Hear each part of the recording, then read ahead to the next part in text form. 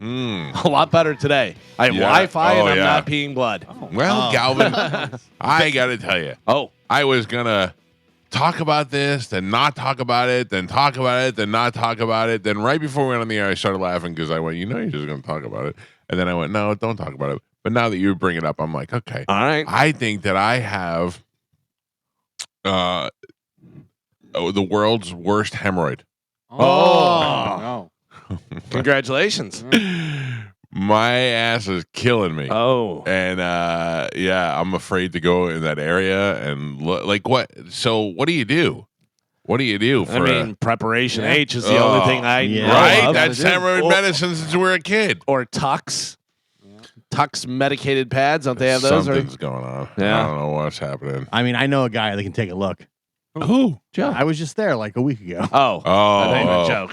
thought you meant Joe. I think you meant Joe. Joe, you got more can work. Right? Look at Mike's can. Dude, this is so funny because this is definitely in my life the only thing because I was like, oh, you can't talk about that on the air. You can't talk about it. I was like, I think I've talked about it before. I'm just talking about it, whatever it is. I just I feel uncomfortable and I don't know. You all right over there?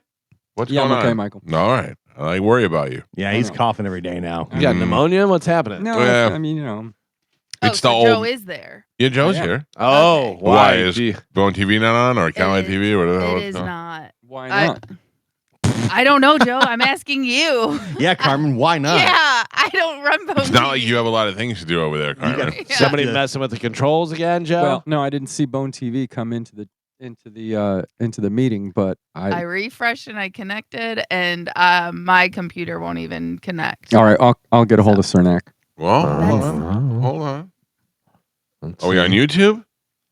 Well, not unless if we're not connected at the station, we're not because they're the ones who are broadcasting originating from the station. It says we're live on YouTube. I'm looking at it. It says there's a letter B, and it says cannot connect to room. Right. This is, And I refresh like I normally do. That's cool. Oh Let's boy. leave that up for a little while. Yeah. How do you not know when that happens, Joe? Because it connects automatically. Oh. But So don't what- you go and look And say, at hey, Bone TV Yeah. and look at YouTube just to check and make sure? Yeah, but right now I'm on YouTube and it's showing like. No, it shows there's the B. Yeah. B, There's the B. as in bitch. As in, B as in As boy, in- you're not on here. Yeah, like where you be? Mm-hmm. I'll get Like a hold of Cernak. you never confirm. Like, yep, we're up. Yeah, well, that's what I do when we first start the show. We just started the show. 6:05. I mean, Yeah, yeah, I it's mean, it's- definitely. You want to confirm after the show started, I'm starting my record at when the opener comes on. right? So Listen, Joe's under a lot of stress right now. Is he? Yeah, he is. We got a Liver King situation going on. Joe's Oh, boy. Joe's Oh the yeah. center of it. I guess you're right. Yeah. I'm just asking questions. That's all. No, I understand. You definitely don't have a way of doing that. That's I mean, I had a way. annoying and yeah. They had called a way you of doing Mr. it. Subtle.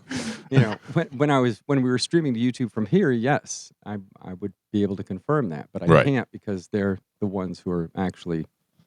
If I can only tell if they're connected. So right Right. now, somebody at the station screwed something up. That's probably what happened. Right. I'm not sure about that, but I mean that's possible. I did the exact same thing I've done every day since we've been doing this. Right. So How do Carmen and I Same. confirm before you do? Right. I don't know. Are you looking? Yes. Well, that's why. Oh, So what are you're you guys? not What are you guys looking to see if we're on there? Yes. I think that's did. the irony, Joe. What they're saying is maybe you should do some looking. All right. Well, I am looking. I feel like Carmen and I shouldn't be the ones that notice that the Bone TV is not running. Like if I. Good. Oh, here we go.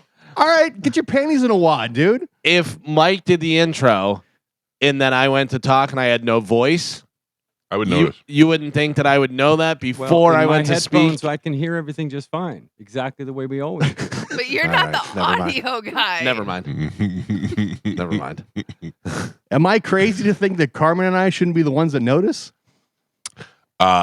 Listen, I don't.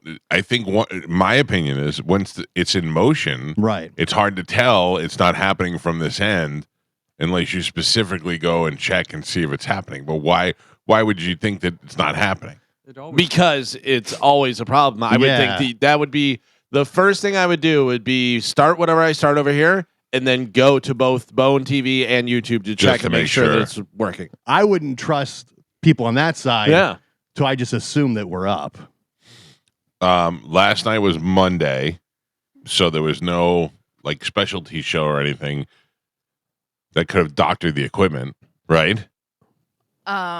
I don't know, but Cernak is in here to give us an update. All right, because please. He was just in there. He's putting his headphones on. Ladies and gentlemen, Mike Cernak, Yeah. engineer. Thank you very Hero. much. Yes. Hero. Hey, so the only thing I can tell you is there's a big B on there. Yeah. Yeah. And it says waiting for host. That's you, Joe. there's nothing. It's not. That's not what it looks like to me. Are you Whoa. on a Mac? Yeah, but I've been on the There's Mac. part of since- your problem. Whoa. Okay, well, I've been Take on it the and Mac throw it since we out. started. Okay. I Have you don't know. rebooted it? Have you done any updates to it? Not since yesterday. Updates So are you- rebooted. So you You- did an rebooted. update yesterday. Yeah. No. No, just well, reboot it. I think there's an update on Restream actually that just come out. It Yeah. started on the 1st, so that could be what's happening. Today's the first, Joe. Yeah, Today's the first. I know. I just found out about it this morning. Oh, okay. Is it the first, really, Joe? Yeah. Oh, man. All right. So what did we figure out? Figured out Reboot! it's on Joe's end. Oh, no. Joe, it's on your end, they say. All right, I'll figure it out. That's not I don't know. Raise your hand if you feel confident. I don't feel very confident with that. Nobody ever feels I confident. What can't difference see does it any. make? I can't see how many hands are raised. Oh. Zero here, I'm Carmen. raising mine. Oh. Okay. In all seriousness, it leads to it just says waiting for host, so it may be something on Joe's end, honestly. Okay. Mhm. All right, Joe. Wait a minute. You're the host. Yeah. Okay. Did Joe turn his mic off? No, I'm here. Okay. He just refuses to turn towards the microphone. Oh, God. Thank you, Mike Cernak. Yep, no problem. Appreciate you. Sure. Always helpful, Mike Cernak. Yes. I don't know what's going on with both the engineers. I mean, Cernak's always been good, but Dylan being super nice every time we call him. Oh. Yeah, and you've really done some. I've Oh, been yeah. I've had to call him 2 times where I was at fault. You had to call him 2 Fridays in a row. Yes. Yeah. Yes. With category 5 emergencies. Yeah, And like ruin your weekend type emergencies. yeah, and I said I spilt liquid into the board and the first two volume pots aren't working, and he said, "Okay, I'll be there in a few minutes." He didn't go,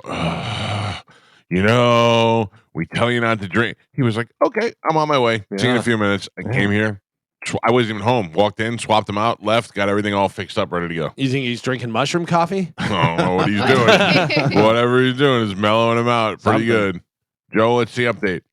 I'm sending an email Oh, no. Oh, To no. who? to Mike Cernak. Why? What happened now? I'm going to send him a new link, a new invite link. Oh, If I'm okay. the host, I'm sending him a link. All right. No need to get Yeah. etchy with me. A little bit. Putting the B in reboot. Can't fight with both DeSantos at the same time. No. Oh, Family man. I took my daughter to the orthodontist yesterday. Yeah.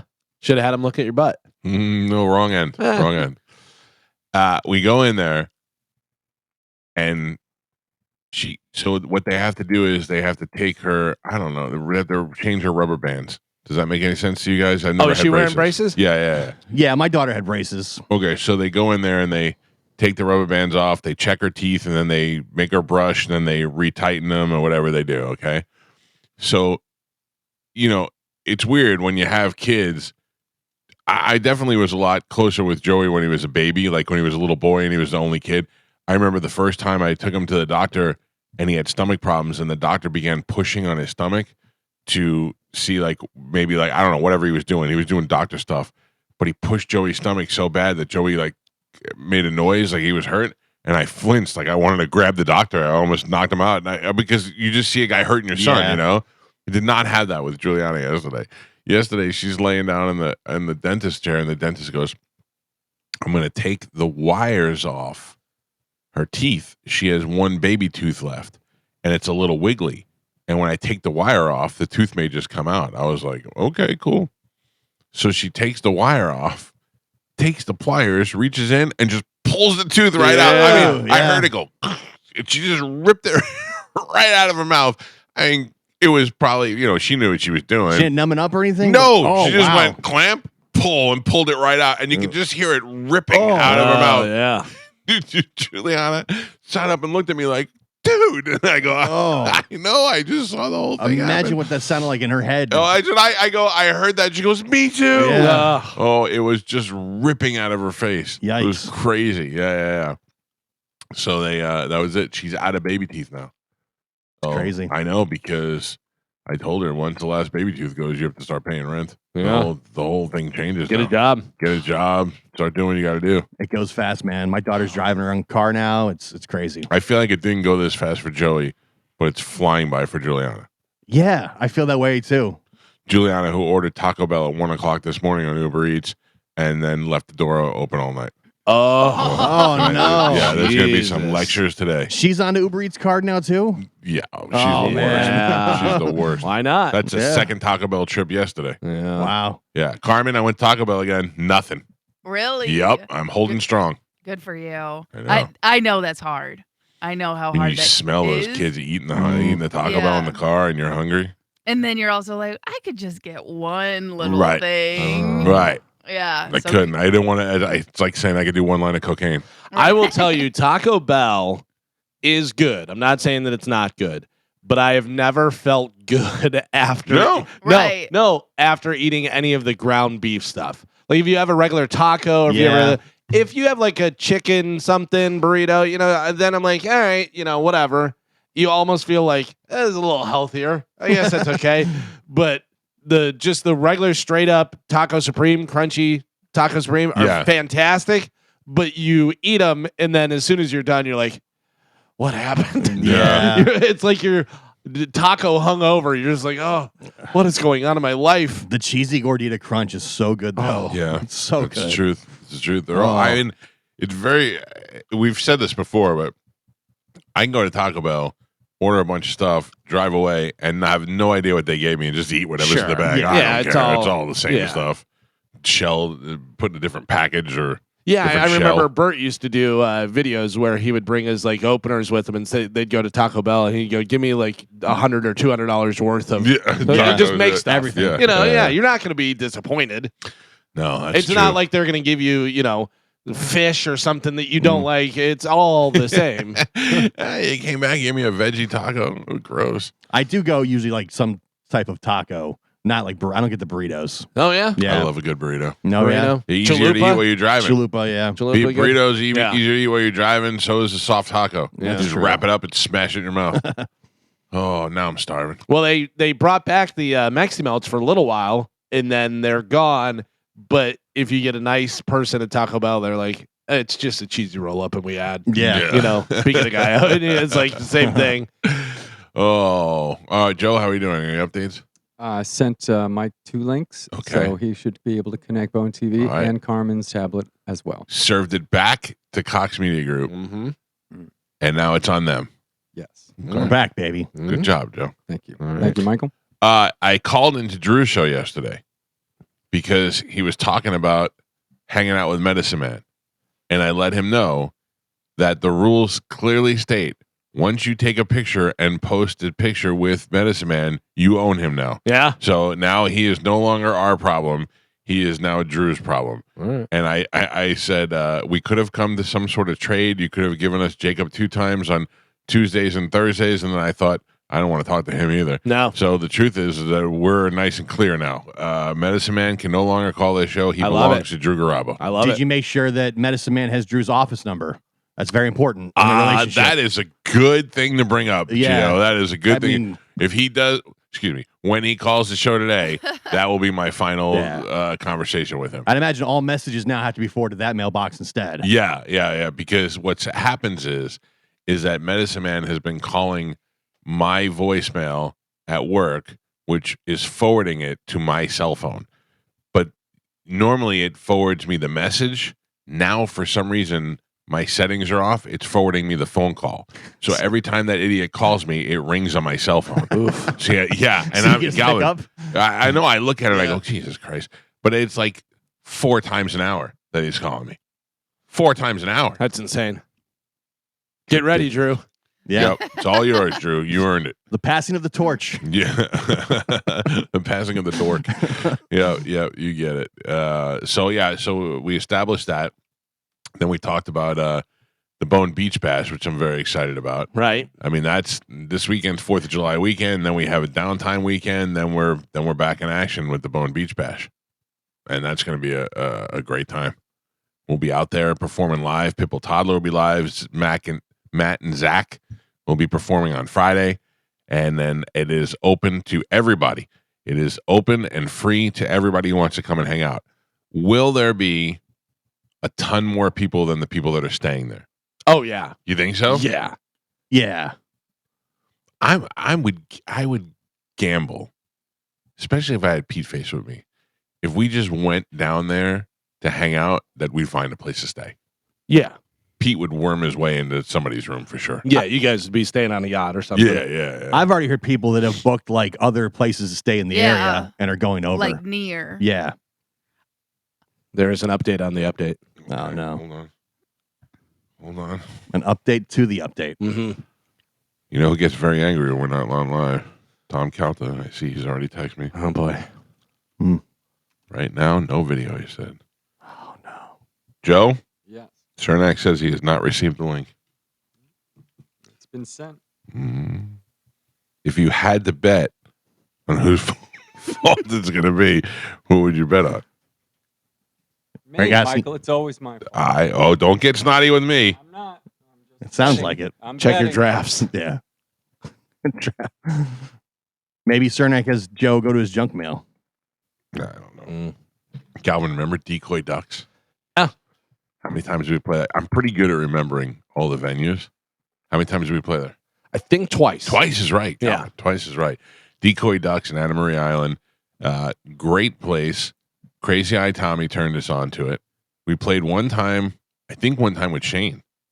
In the first time we played. I think so. And I may be wrong, but I don't know. But then we played one time with Josh, and Manson happened to be vacation out there on Anna Maria, and he came up and sang a song with us, and it was in the window. The stage was like in the window when you first walked in. Right. It was one of the most cramped places we've ever played, and it was awesome. It was great. Pete sent me a picture of it.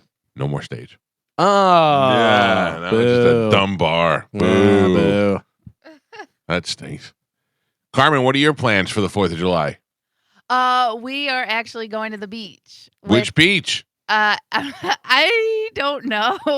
I didn't plan this. We're The going one to by the water. Yes, the one by the water. We're going to the Ashley and Blaine. They planned it. They go every year because Blaine's birthday is coming up Yeah. this weekend, so it's kind of like a double, Yeah. little birthday bash. Are you going to bring the 4th of virtual reality July. mask? I don't think so, but I do. We might bring the Dance Revolution. Ah, boo. Hey, gotta be honest with you, not nearly as fun as the No. virtual reality mask. I think for this group, I think the dance will go over a little bit better. Mm-hmm. But yeah, we're just gonna go to the beach and hang out. They have a place for the whole weekend, and they had like an extra room, so they were just like, if you guys want it, come hang out. And usually we go and we just meet them for a day. Right. But this year, Chad and I could really use a vacation. Oh, know. you're so stressed out. Yeah, we are actually. No, We I have- know. You had a lot going on. Yeah. So, like today, we go to Sarasota for a major appointment. Oh, boy. And we have to go down from now on, Monday through Friday, 5 days a week. Oof. You have to go down there every day? Yeah. Oh, my gosh. Mamma mia. Yeah. So, but again, it's the doctor's orders, so we got to do it. And What do you have to do? What do you have to go for? so basically, his mom is starting chemo and radiation. Right. You have to And- take her? Yes, we have to take her. Oh, my God. Because this is ridiculous. So she lives on the edge of Sarasota and Manatee. Right. Technically, she's in Manatee County. I live All- on the edge of a broken heart. Mhm. All her doctors are in Sarasota. So if she were to use their transportation, they would come pick her up, take her to the airport, make her wait there for the next bus. Oh, To- can't do that. Yeah. And like she literally lives a block away from the line. but because she lives in a different county, that's the way their transportation system works for healthcare. So, and then on top of that, her doctor is only like 10, 15 minutes from her house. Oh man, that stinks. Yeah, so it would take her out, like way far out of the way, this and that. So she does have a friend down there, but getting her in and out of the car, she needs a little assistance with that. So yeah. Send in the White Devil. Listen, no. Karen, you should get LLC, White Devil LLC, and you can write all these trips off. Diablo Blanca. So anyway, but that starts today. So from now on, we're gonna be driving down there Monday through Friday to help her out. That stinks. And you can't even accept the invite to Bone TV. Come on, get it together. What's the update on that, Joe? We are back. We're live? We're back on YouTube. We're streaming. I'm connected to Bone TV. Hey! Good job, Cernak. And I can see Mike. Mike Cernak, Joe, thank you. I And he's working on Carmen's tablet Joe, now. I got one thing to say to you. Are you watching? Yeah. Am I watching? It's got a I see delay. ya. Any idea what's going on, Cernak? I Hold see on. Carmen. We back. are live. We're back. Can you ask Cernak if he figured out what the problem was? Yeah, you're good. Yeah, I did. It was Joe. Oh, What do you mean? He sent me a new link. I logged into the new link and it worked. Okay, so the first link didn't work. Dead link. Actually, he didn't send me either link. I haven't gotten anything. I actually had to have him take a picture of it with his phone and text it to me. Because your mail would not go through. Nobody's working. Joe. Nobody's working at Hotmail today. Yeah. I guess not. I thought he upgraded to AOL. Did you pay your bill? He does still use a Hotmail email address, which is great. I do to me. too. You a Hotmail? Yeah, but that's like what I sign up everything with. Like if I go to the gas station or if I'm gonna get like a free meal or like an app or something. Right. Like I use my Hotmail. Oh, So Yeah, that's- you don't want to It's a junk up spam- your other It's one. a spam box. Yeah. Yeah. Yeah, I mean- that was like my first email account, and it still works just fine. No, You I what know. mean? It's just funny. I don't. Yeah. Nobody even mentions Hotmail anymore. No. People give me a hard time for using my AOL, but I've had the same AOL for 30 years. Okay, I have to admit this. I did bust Mike's chops on that one. Oliveros on his AOL. Oh, yeah. I mean, because we've had them for so long, it's hard to get rid of them. Oh, I know. I Yeah. know. I busted his chops, and I don't think he was happy with me for doing it, but Oh, Yeah, he'll hold a grudge. yep. he does. He's an angry gorilla. Well, All thank right. you, Well, Mike, for thanks, that. Mike. Appreciate Yeah. you helping us out. Joe, thank you. You're welcome, Mike. Okay. Well, Joe, I feel the stress and anger in your voice. No, I don't have any stress or anger. All right. I mean, I'm not feeling that good, but What's wrong? What do you got? A little yeah, old you person know, pneumonia? chest cold. You know, it's all right. Yeah, you got to get that checked out. Yeah, I will. It's been lingering. Thanks, Gio. All right, be a dick, okay? Okay. Go ahead, be a dick. People love that. All right. I don't like Happy Joe. Unhappy Joe is not the same. Well, Mm. that's what we got. That's what we got today. I don't want you to be unhappy, Joe. I feel we're up and running. Yay. Yes, I know. Thank you, Mike Cernak. Appreciate it. Well, we're off to a great start this morning. Yeah. Carmen's got to go to Sarasota every day. Joe's got chest cold problems. Galvin's hair is perfect. Mm-hmm. What are we going to do? Mm. I got hemorrhoids. Yeah. Oh, Oh, Gio, have you gotten the results of your colonoscopy, Mag? Yeah, I'm all clear. All good? Up in there, yeah. yeah. Clean pipes. Can't say the same over here. Can't say the same. That I don't Would know. you ask your wife to take a look? No. I've seen that scene in This Is 40. yeah. And my wife would say the same thing. Actually, my wife would be like, yeah, fine, I'll look. Like, I've asked my wife if she would do stuff to me sexually. I go, would you do this? And she looked at me and she goes, do you want me to? And I go, maybe. And she goes, if you wanted me to, I would. And I go, for the record, I never want you to do that. She was like, okay. But she was going to do it. So she would look if I asked her to look. But also, just like This Is 40, can we keep some things a secret in our marriage? There's things you don't want to see. Yeah, but then who are you going to turn to? The mirror, the doctor. I mean, one of my best friends is a doctor. Yeah, but you don't have him look. You have a No. doctor that you don't know. Look, I and never would see call again. Paul and I go, Paul, I got a bad hemorrhoid. Who do I call? And he'll be like, don't worry. My friend Bill is a hemorrhoid doctor. I went to college with him. I'll send you over there. That's what we Or do. just FaceTime him. Yeah. I don't know if I want to do that. I don't know if I want to do that. Yeah, I have to imagine that that's just like those guys never get a break from work. They never have a good day. No. Like there's no hot supermodel going in there going, Right. my butt feels sore, and you know why? It depends what kind of doctor you are. If A you're proctologist? no, oh yeah, If you're no. a proctologist, that's all you're seeing are old people's butts all day long. Yeah. When I got the colonoscopy, they people were just lined up Yeah, like one after another, and I was Yeah. like, this guy just looks at beeholes all day, Yeah. long. all Yeah. day. Yeah. And what it never makes you gets go better. into that kind of Right, like- doctoring? like doctors who are podiatrists like feet.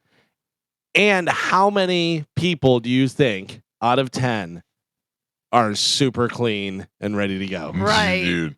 I know I was. I made it a point to be as Look clean at as me. possible. I think I am too, but you know what they see every day? You know what I'm saying? Like you I They don't have know. a different angle. Yeah, that's Yeah. what I'm like saying. you can clean as much as you want Yeah. or think is necessary, but you still don't know what that looks like. back Yeah. there. When I am cleaning that area, I visualize what I can feel.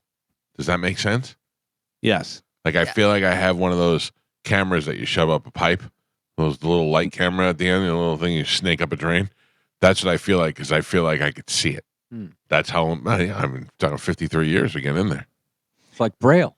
Yeah. You're just feeling your way around. It's like reading the Dead Sea Scrolls. I felt for this guy that does these all day, I know. and because He felt for you. I'm not trying to like put myself over, but I was probably the best looking person there. Right. I feel that. You know what I mean? feel that. Yeah. I was the bar, the standard, and it kind of went down from there. And they were lined up like 10 deep.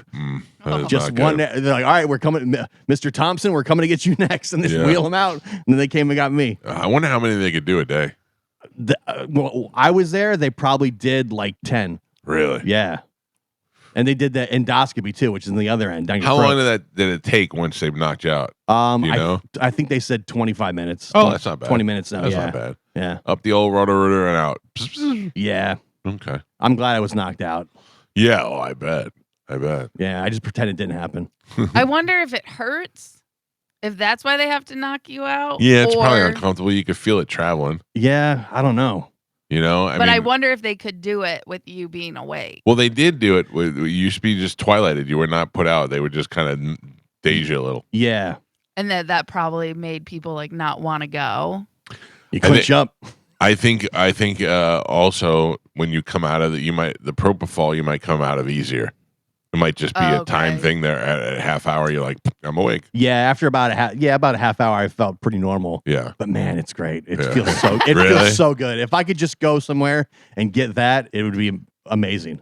There was a movie, I want to say maybe it was The Mechanic with Jason Statham, where they had he was an assassin, and he had to kill a guy who was a religious cult leader, and that guy would do the classes, like he'd preach to the people, then he would go up into his hotel room, get into a chair, and they would hook him up to the propofol, and he would just go out. Yeah, man. And then they had to kill him while he was on drugs. Michael Jackson had it right. He was Yeah. getting that doctor to come in and put him to sleep every single night. Mm-hmm. So nice.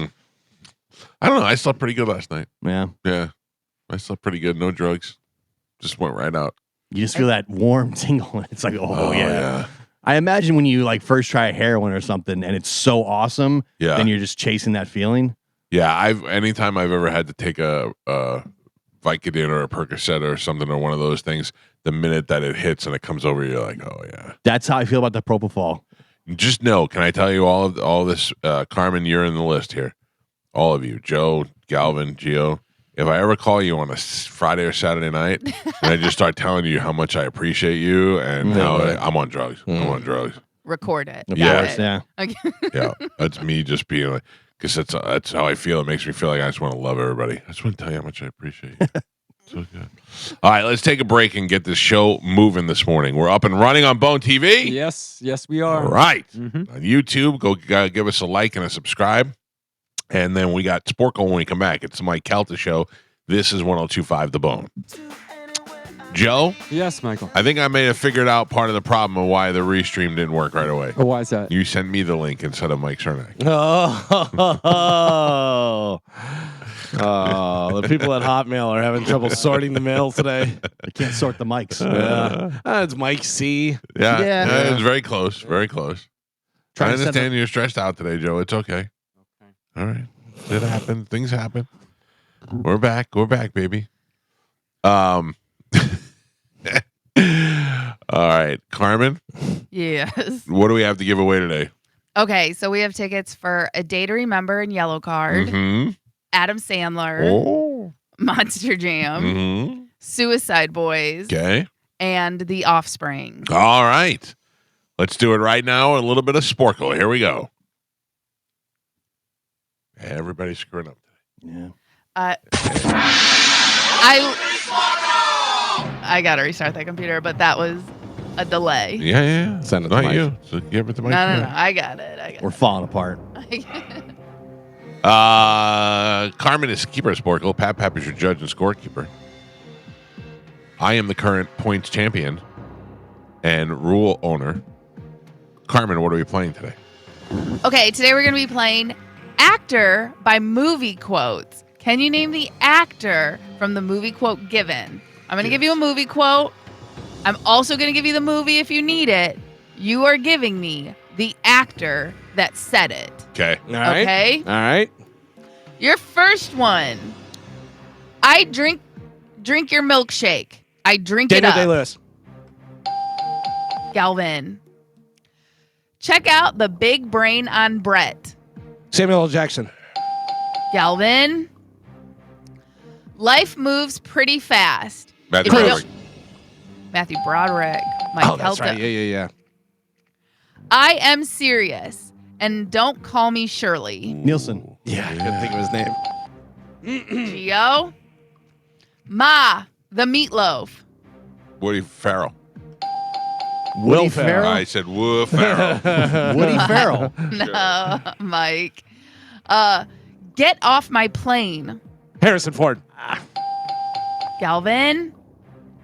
I am not an animal. I am a human being. I am a man. The Elephant Hurt. Man. Galvin. Elephant Man. Yeah.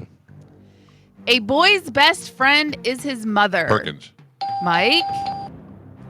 Fasten your seatbelts. It's going to be a bumpy night. All About Eve. Fasten your seatbelts. It's going to be a bumpy night. Cary Grant. All About Eve. Rock Bette Hudson. Davis. Betty Davis.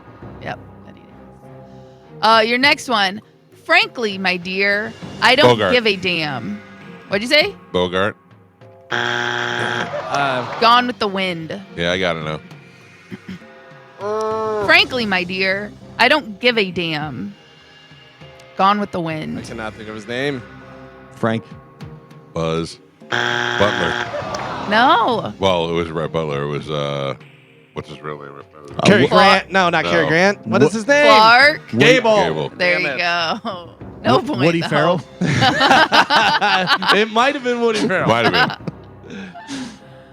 Mrs. Robinson, you're trying to Hoffman. seduce me.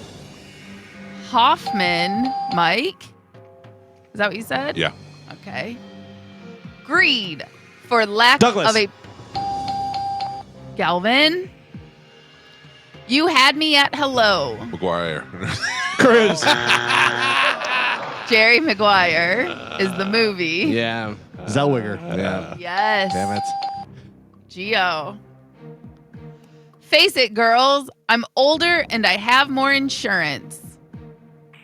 Fried green tomatoes. Roberts. I know who it is. Face it, girls.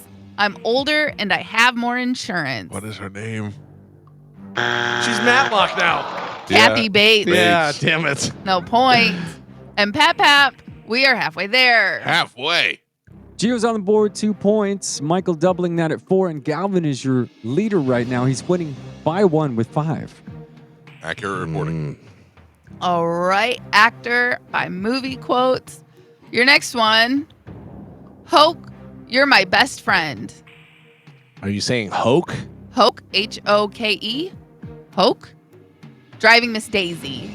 Freeman. Tandy. Galvin. Carpe diem. Seize the day, boys. Make your lives extraordinary. Robert Williams. William. Different Robert. Mike Calta. Robin. You know the difference between you and me? I make this look good. Smith. Galvin. Woody Farrell. You don't really mean you'll kill me, do you? 12 Angry Men. Ford. Fonda.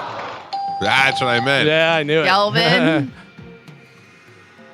Yippee-ki-yay, Die brother. Willis. Idiot. Galvin. We came, we saw, we kicked its ass. Murray. Geo. Neo, nobody has ever done this before. Reeves. Nope. The Fishburne. Matrix. Yeah. Nope. Trinity. Oh. Neo, nobody has ever done this before.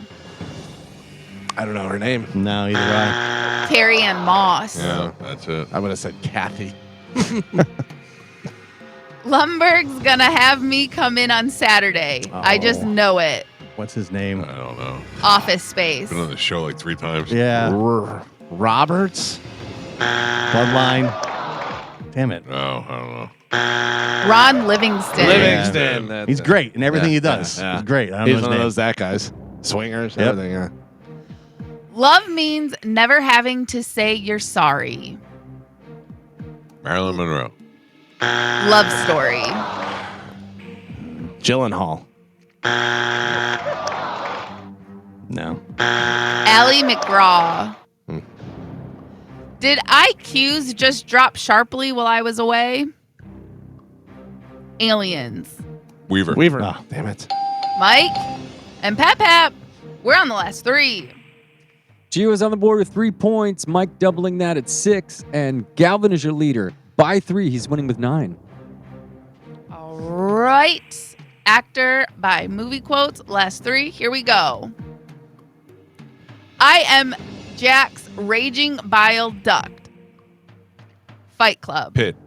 No. The other one. Edward Norton. Jesus. Norton. I almost said Jim Norton. Want to know how I got these scars? Ledger. Galvin. And your last one. The movie has an asterisk, but that doesn't matter. To Infinity and Beyond. Alan. Everyone gets a point. Oh, all right. Your final score.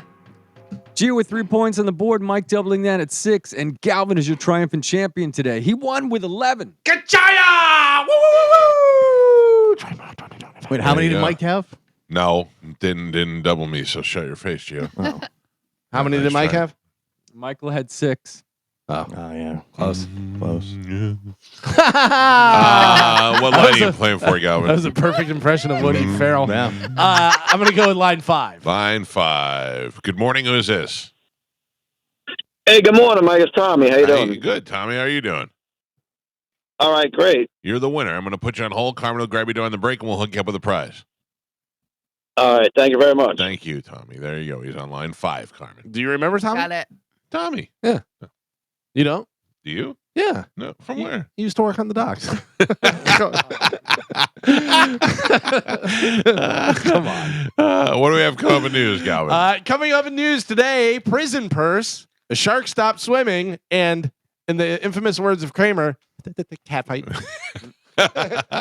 Galvin, as your news, we'll take a quick break, come back, right? Get it? What's up? You What's up, know, dude? you know. Yeah. We'll take a quick break, come right back, and get into news. And the Mike Calta vacay payday is in full effect. Coming up at 8 o'clock, your first chance of winning $1,000 is happening next on 102.5 The Bone.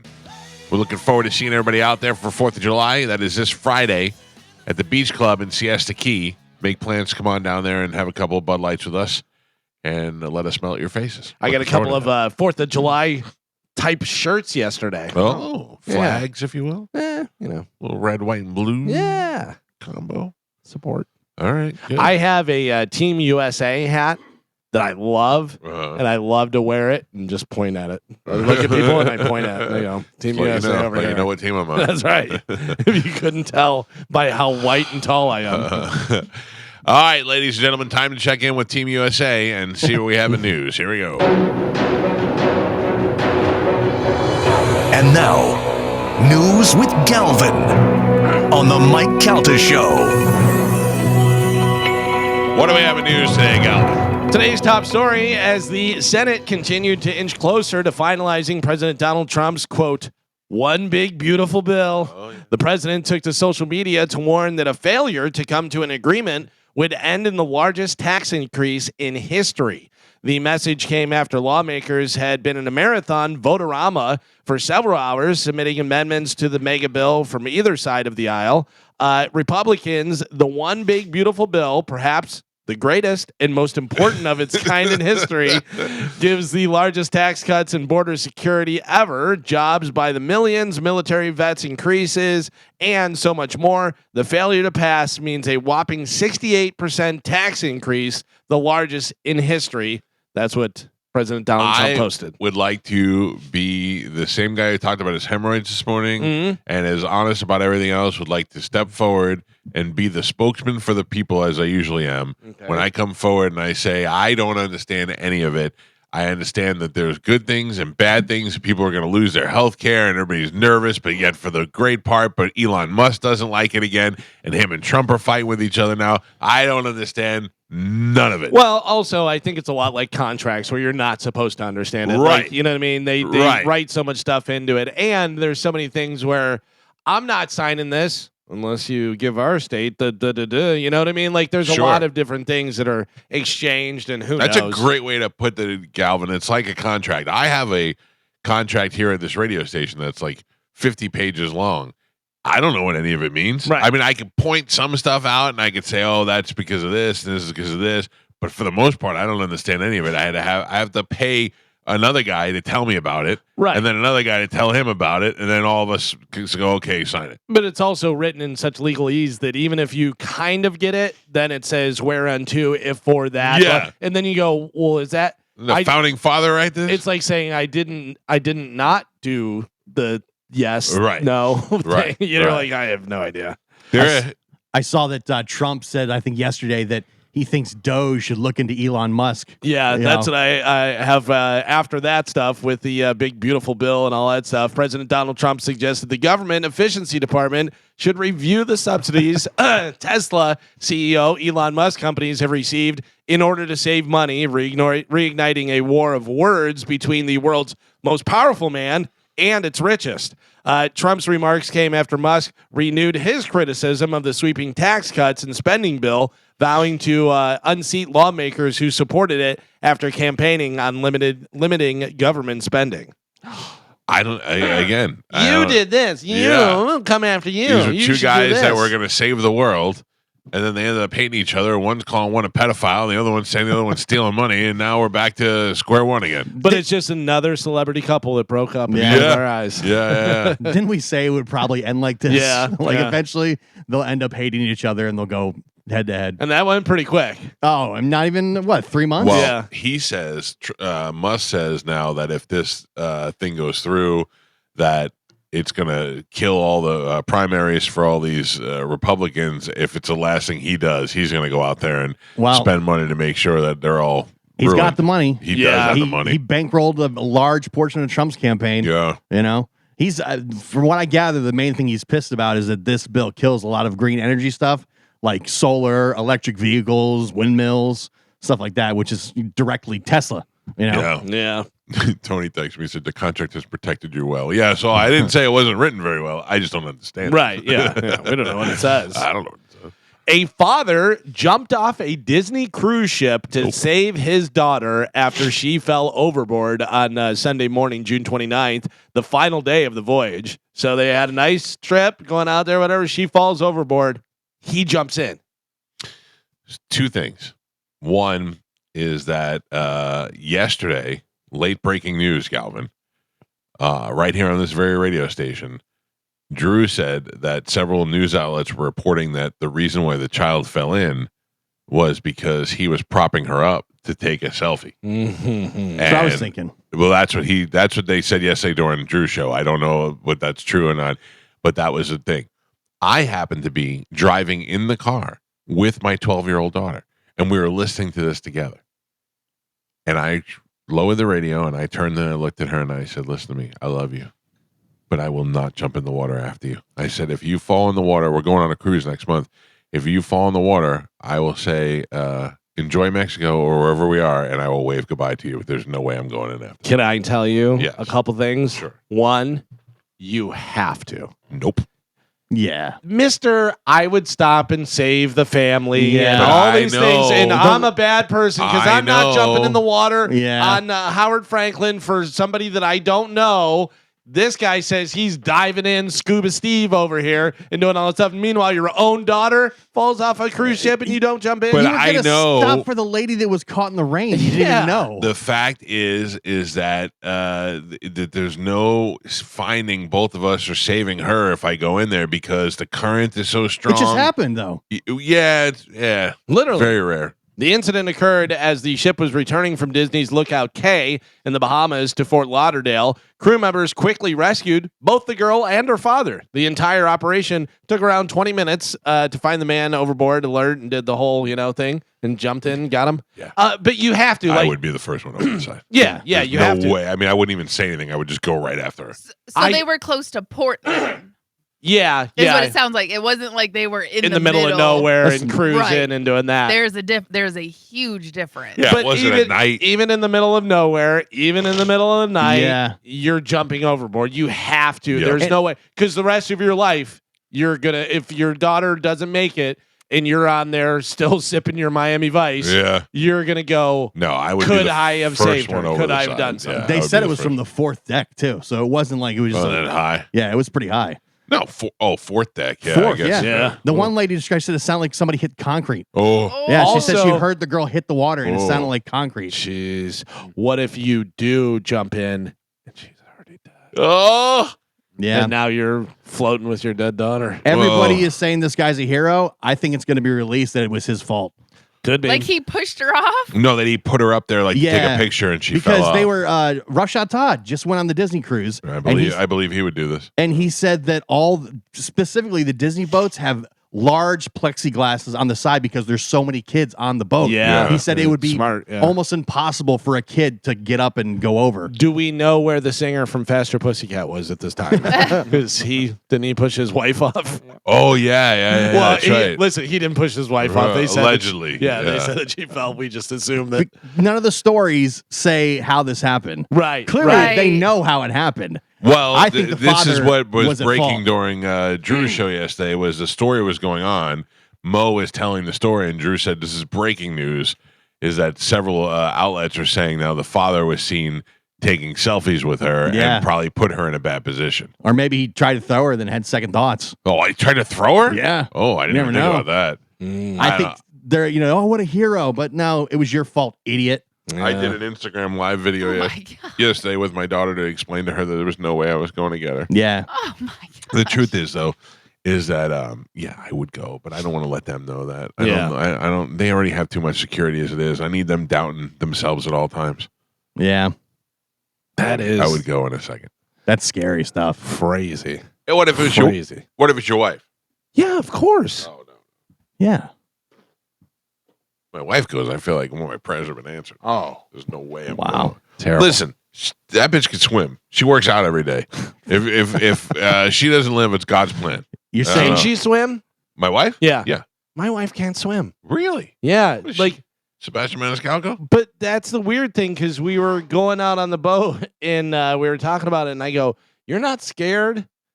Like you're Yeah, you're surrounded in by the water. middle of water. I mean, obviously, I'm there. I'm a Yeah. fantastic swimmer, and I was just like that. I think if I couldn't swim, she goes, "Yeah, but She goes, "I can't swim, but I can stay above water." like tread water? yeah. So she can't just do like the overarm swim. Yeah, she has no idea how to do freestyle or backstroke or Can she Butterfly not, or anything. does she just not try it? I don't think she ever learned. I think she just maybe goes, she could maybe if probably you do throw her in, Yeah. she's gonna be like, all right, here I go. And this, I've seen people do this before. I feel like if you can float and tread water, that counts as knowing how to swim. Yeah. You know? I feel like you should know at least 3 major strokes. Oh, I don't think you need that. Or be Nah. a swimmer. Yeah. You're trying to win a medal. Listen, you want to be on Team USA? That's what you need. I don't know. I that would freak me out to be around surrounded by water and not know how to swim. Yeah. Sure. Your safety is up to everybody around you. You have no control over it. I wonder how many people can't swim. Like really swim. I'm talking about really swim, not just tread water, actually swim. I mean, I don't know. I just assume that if you can tread water, like Gio said, if you could maintain being in the water, you're swimming. Be able to swim. No, but like, could you swim? You know, not mile, but like even like I could just swim. You can freestyle. Yeah. You can swim. Okay, Yeah. you, Yeah. Joe, Yes. Carmen, I know you can. Yeah. Yeah. And I Googled it. It Yeah. says approximately 55% of the world's population aged 15 and older cannot swim unassisted. Yeah, I'd see that. That's a lot of people. Right. I don't believe that. But I was never taught. I just learned. You didn't go to like swim class? No. Oh. I told you my swim class story where I went in and they put us in. I was a minnow because we started out, and by the end of the day, I was a shark. Calvin, Of course you were. Calvin loves all his childhood accolades. Come on, I know that's what. Best swimmer to ever swim in the ocean. Come on, guys. What's some great accomplishment you've had after 30, after your teenage years? Number 1 morning show, Yeah, marathons. yeah. That's a big Marathon's one. impressive. That is I know, impressive. but also that's impressive for the other 300 people that ran it. You know what I mean? I'm talking about something It's that also impressive to a guy that never did a 5K.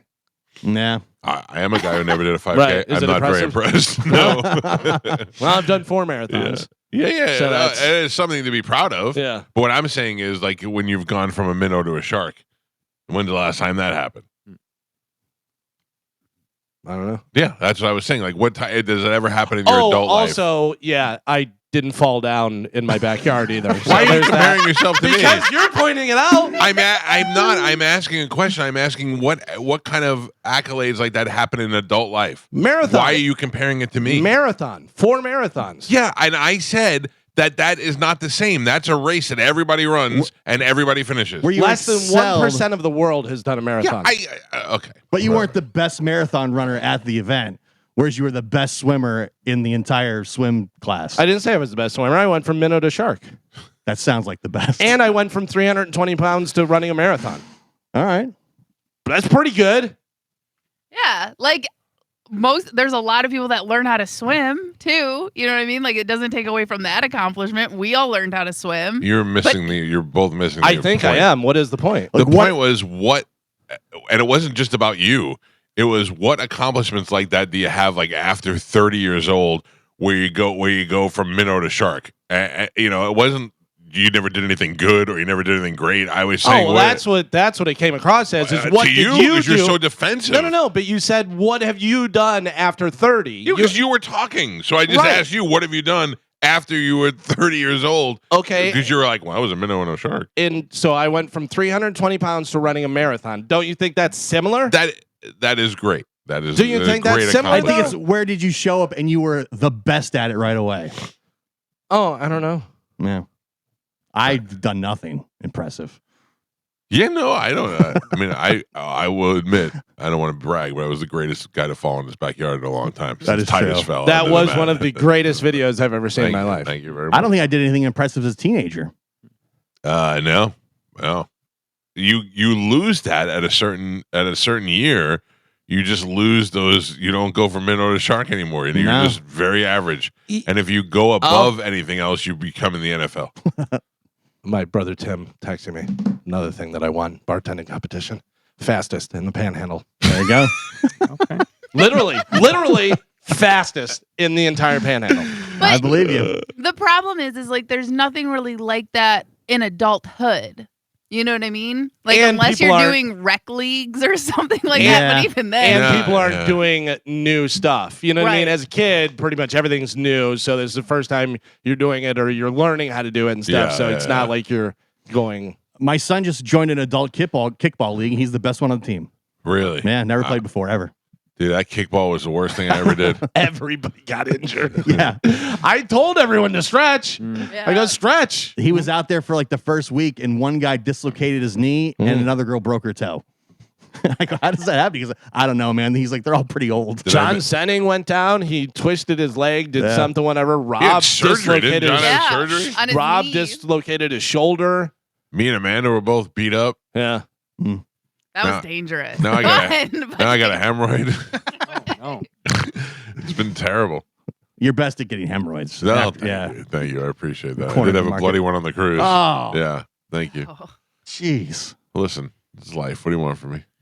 don't go in the pool. You need more fiber. Oh, I'm not going Oh, to- yeah. More fiber in your diet, I think. Yeah. By the way, just another reason to do night swimming so we don't see the trail. I'm thinking that the fiber is. I think I ate those peanuts with the shell on it, and that's what caused me Oh. to have a hemorrhoid. I thought hemorrhoids when you're pushing too hard. I don't know. I haven't really been pushing. I think Or hemorrhoids sit when you're too long. sit too long, push too hard. Yeah. I do spend some time in there. Yeah. Because you can also And- get them from like weightlifting and stuff. Oh, that too. Yeah, I was doing Yeah. that. That was not your. Yeah, no, that was my thing. I was golfing. You do love to sit. I am a sitter. Yeah. I go to one room. You're a and I sitter. sit. I go in the other room and I sit. You're, Bobby- you're a sitter and a. So Bobby I like Kelly to- says. Sometimes I like to lay without sleeping. Do you do that? Like I went in the bedroom yesterday and I lay down on the bed and Amanda comes in. She goes, "Are you gonna take a nap?" I go, "No." She goes, "What are you gonna do?" I go, "I'm just gonna lay here." just relaxing. She's like, "You're just gonna lay in the bed?" I go, "Yeah, just lay in the bed." I'll do that sometimes, listen to music or something. Yeah, I just laid there with my eyes open. I just go Stare. and snuggle with my dog. I don't want the Just dog lay in the there. bed. Dog can't go in the bed. Oh yeah. What? Yeah. Oh, my dog can't go in the bed because my dog smells like the outside.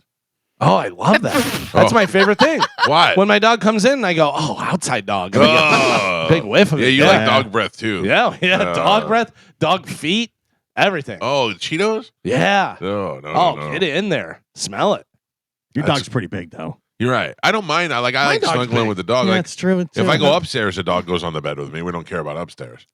But in the regular bedroom, the dog. We got two Oh. nice blankets. My dog goes wherever he wants. Yeah. Really? No, Yeah. You got a little well, dog. you have. Yeah. I do have a little dog, but still, Put no, that dog in your pocket. no restrictions, no rules. No. Do what you want. People are like, my dog can't go in the kitchen. My dog's not allowed on No. that side. I go, what do you have a dog for? Yeah, you Get shouldn't out. have a Right. dog. Yeah. Your wife loves the dog as much as you do. Yeah, the whole family does.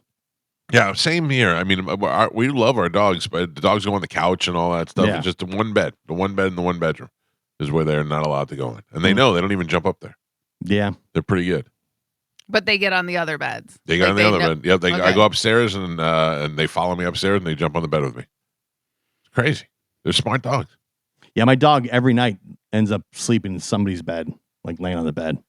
My dogs at night after Jeopardy's over, I stand up, they go outside, they go to the back door, and then when we come inside, they go right into their room on their own. They walk right into their cages on their own with the door open. Yeah. Dogs Just laying know. there. Oh, Dogs listen, know. the crazy thing, like our dog knows the time. Yeah. When it's Oh, time yeah. for dinner, Yep. Cowboy starts going crazy, Yep. and he's a talker. He's like, Mhm. and then he starts just running around the house, and then like you look at the time, and it's literally 6:01. Yeah. Yeah. Give your dog a treat every day at 3:15 for a week and see if your Yeah. dog doesn't come over to you at 3:15 and look in your face. It's amazing It's how they know the insane. time. Yeah. Yeah. My dog waits by the door the same time when I come home. He knows Yeah. exactly Yeah. when I'm going to be there. Well, you know, they say that they can tell how long you've been gone by your scent, how much they can smell of you. Mm. And like, because you know what I mean? Like you leave an odor behind that they can smell. You leave an odor behind. You know what? Son of a bitch. Never mind. That's how we Beasley feel when you're not here, Carmen. We're like, Beasley Media Group has announced the sale of classic rock 98.7 The Shark. Oh, no. who had it in the death pool? Damn it. Where am I going to get my Cinderella? Yeah. K-Love is moving on in. Oh, They're switching to Jesus. K-Love. Yeah, K-Love CEO Tom Stoltz commented, after 43 years, it's truly a privilege and a blessing to finally be in Tampa. Our mission is to be a trusted source of compelling media, linking people everywhere to the hope of Christ. Amen. We anticipate K-Love's positive and encouraging Christian format will become a welcome, safe place to land for listeners in this fantastic city. Listen, I'm not kicking that aside. Right now, one of the hottest stations in Tampa is the religious station. We very rarely do we get knocked off the number one perch, and the number one perch has been rattled a couple of times by the religious station that's here now. Yeah. So another religious station was like, yeah, they're like, we'll come in there and we'll take half that audience. Yeah. But by the way, the Shark been around since when? As the Shark. Obviously, it's been a bunch of different things, whatever, but 98.7 was flipped and became Classic Rock Shark in what year? It's 2025 now. 2013. 2020. 2013, 2020. 2016. 2015. 2018. I thought that was a lot longer than I thought. I thought it was like 3 years Wow, ago. me No. too. Right? Yeah, it's been there for a while. It's been a 7 minute. years. That doesn't seem. I mean, I remember it changing, and I was like, "Oh, they're playing some deeper cuts." They played like some Ultimate Sin, Ozzy, and different stuff like that. And I was like, "Oh, okay," but it does not seem 7 years at all. So a couple of things. Shark came on the scene, and they went after 98 Rock. I mean, they were playing the same music, and then they went ahead with that format. And I thought the music was pretty good, like you said. Yeah, but they were also going after Eagle because Eagle is classic hits, but they do more classic rock now and stuff. Right. Where the Shark was doing classic rock as well. And I knew they lost. You know how I knew when they lost? Was whenever they said something, blah, blah, blah. A shark beats an eagle. And I go, oh, you lost. Once Yeah. you start mentioning the other station, you lost. Yeah, well, they were run pretty badly. I think that was the problem, is that their management really stunk over there. We did almost work there. That came very close in the last. So in the last contract negotiation here, before I knew that we were staying here, we did talk to them about going to do mornings at the Shark, which I kind of was excited about. We wouldn't have played music, but I was excited to be on a music station, and the idea was to be on in here and a couple other cities. The problem is they were just too cheap. They just didn't want to pay the money, and they were, but they were nice people. But I see some of the other bonehead movies they make, and I'm like, oh, I'm glad we didn't go there. At any point in the negotiations, did you or Tony bring up that I started as a minnow and then was a shark? We lead with that. Yeah. We lead with that. I mean, That's how they got the meeting. Yeah. Yeah, That's how they got the name. They said we only hire sharks over here. Like, well, I had a minnow, but he's a full-fledged shark. Wild was on that signal at one point. Wild was on that signal. That was the other problem, is that thinking about going over there, is that the signal limitations. But they were going to put us on in a couple of different markets so that we were beyond. The other problem is that Caroline Beasley, who is one of the main Beasleys, is the one that put that Chuck the Jerk show on, or whatever it's on in the morning over there. And she loves that show, and everybody was afraid to tell her that show stinks because she's a Beasley, and they don't want to be like, hey, heads up, this show stinks, because they're like, we don't want to tell her that she was wrong, you know. So they stuck with that stupid show and that stupid station, and now they were like, oh, our best bet's to sell it.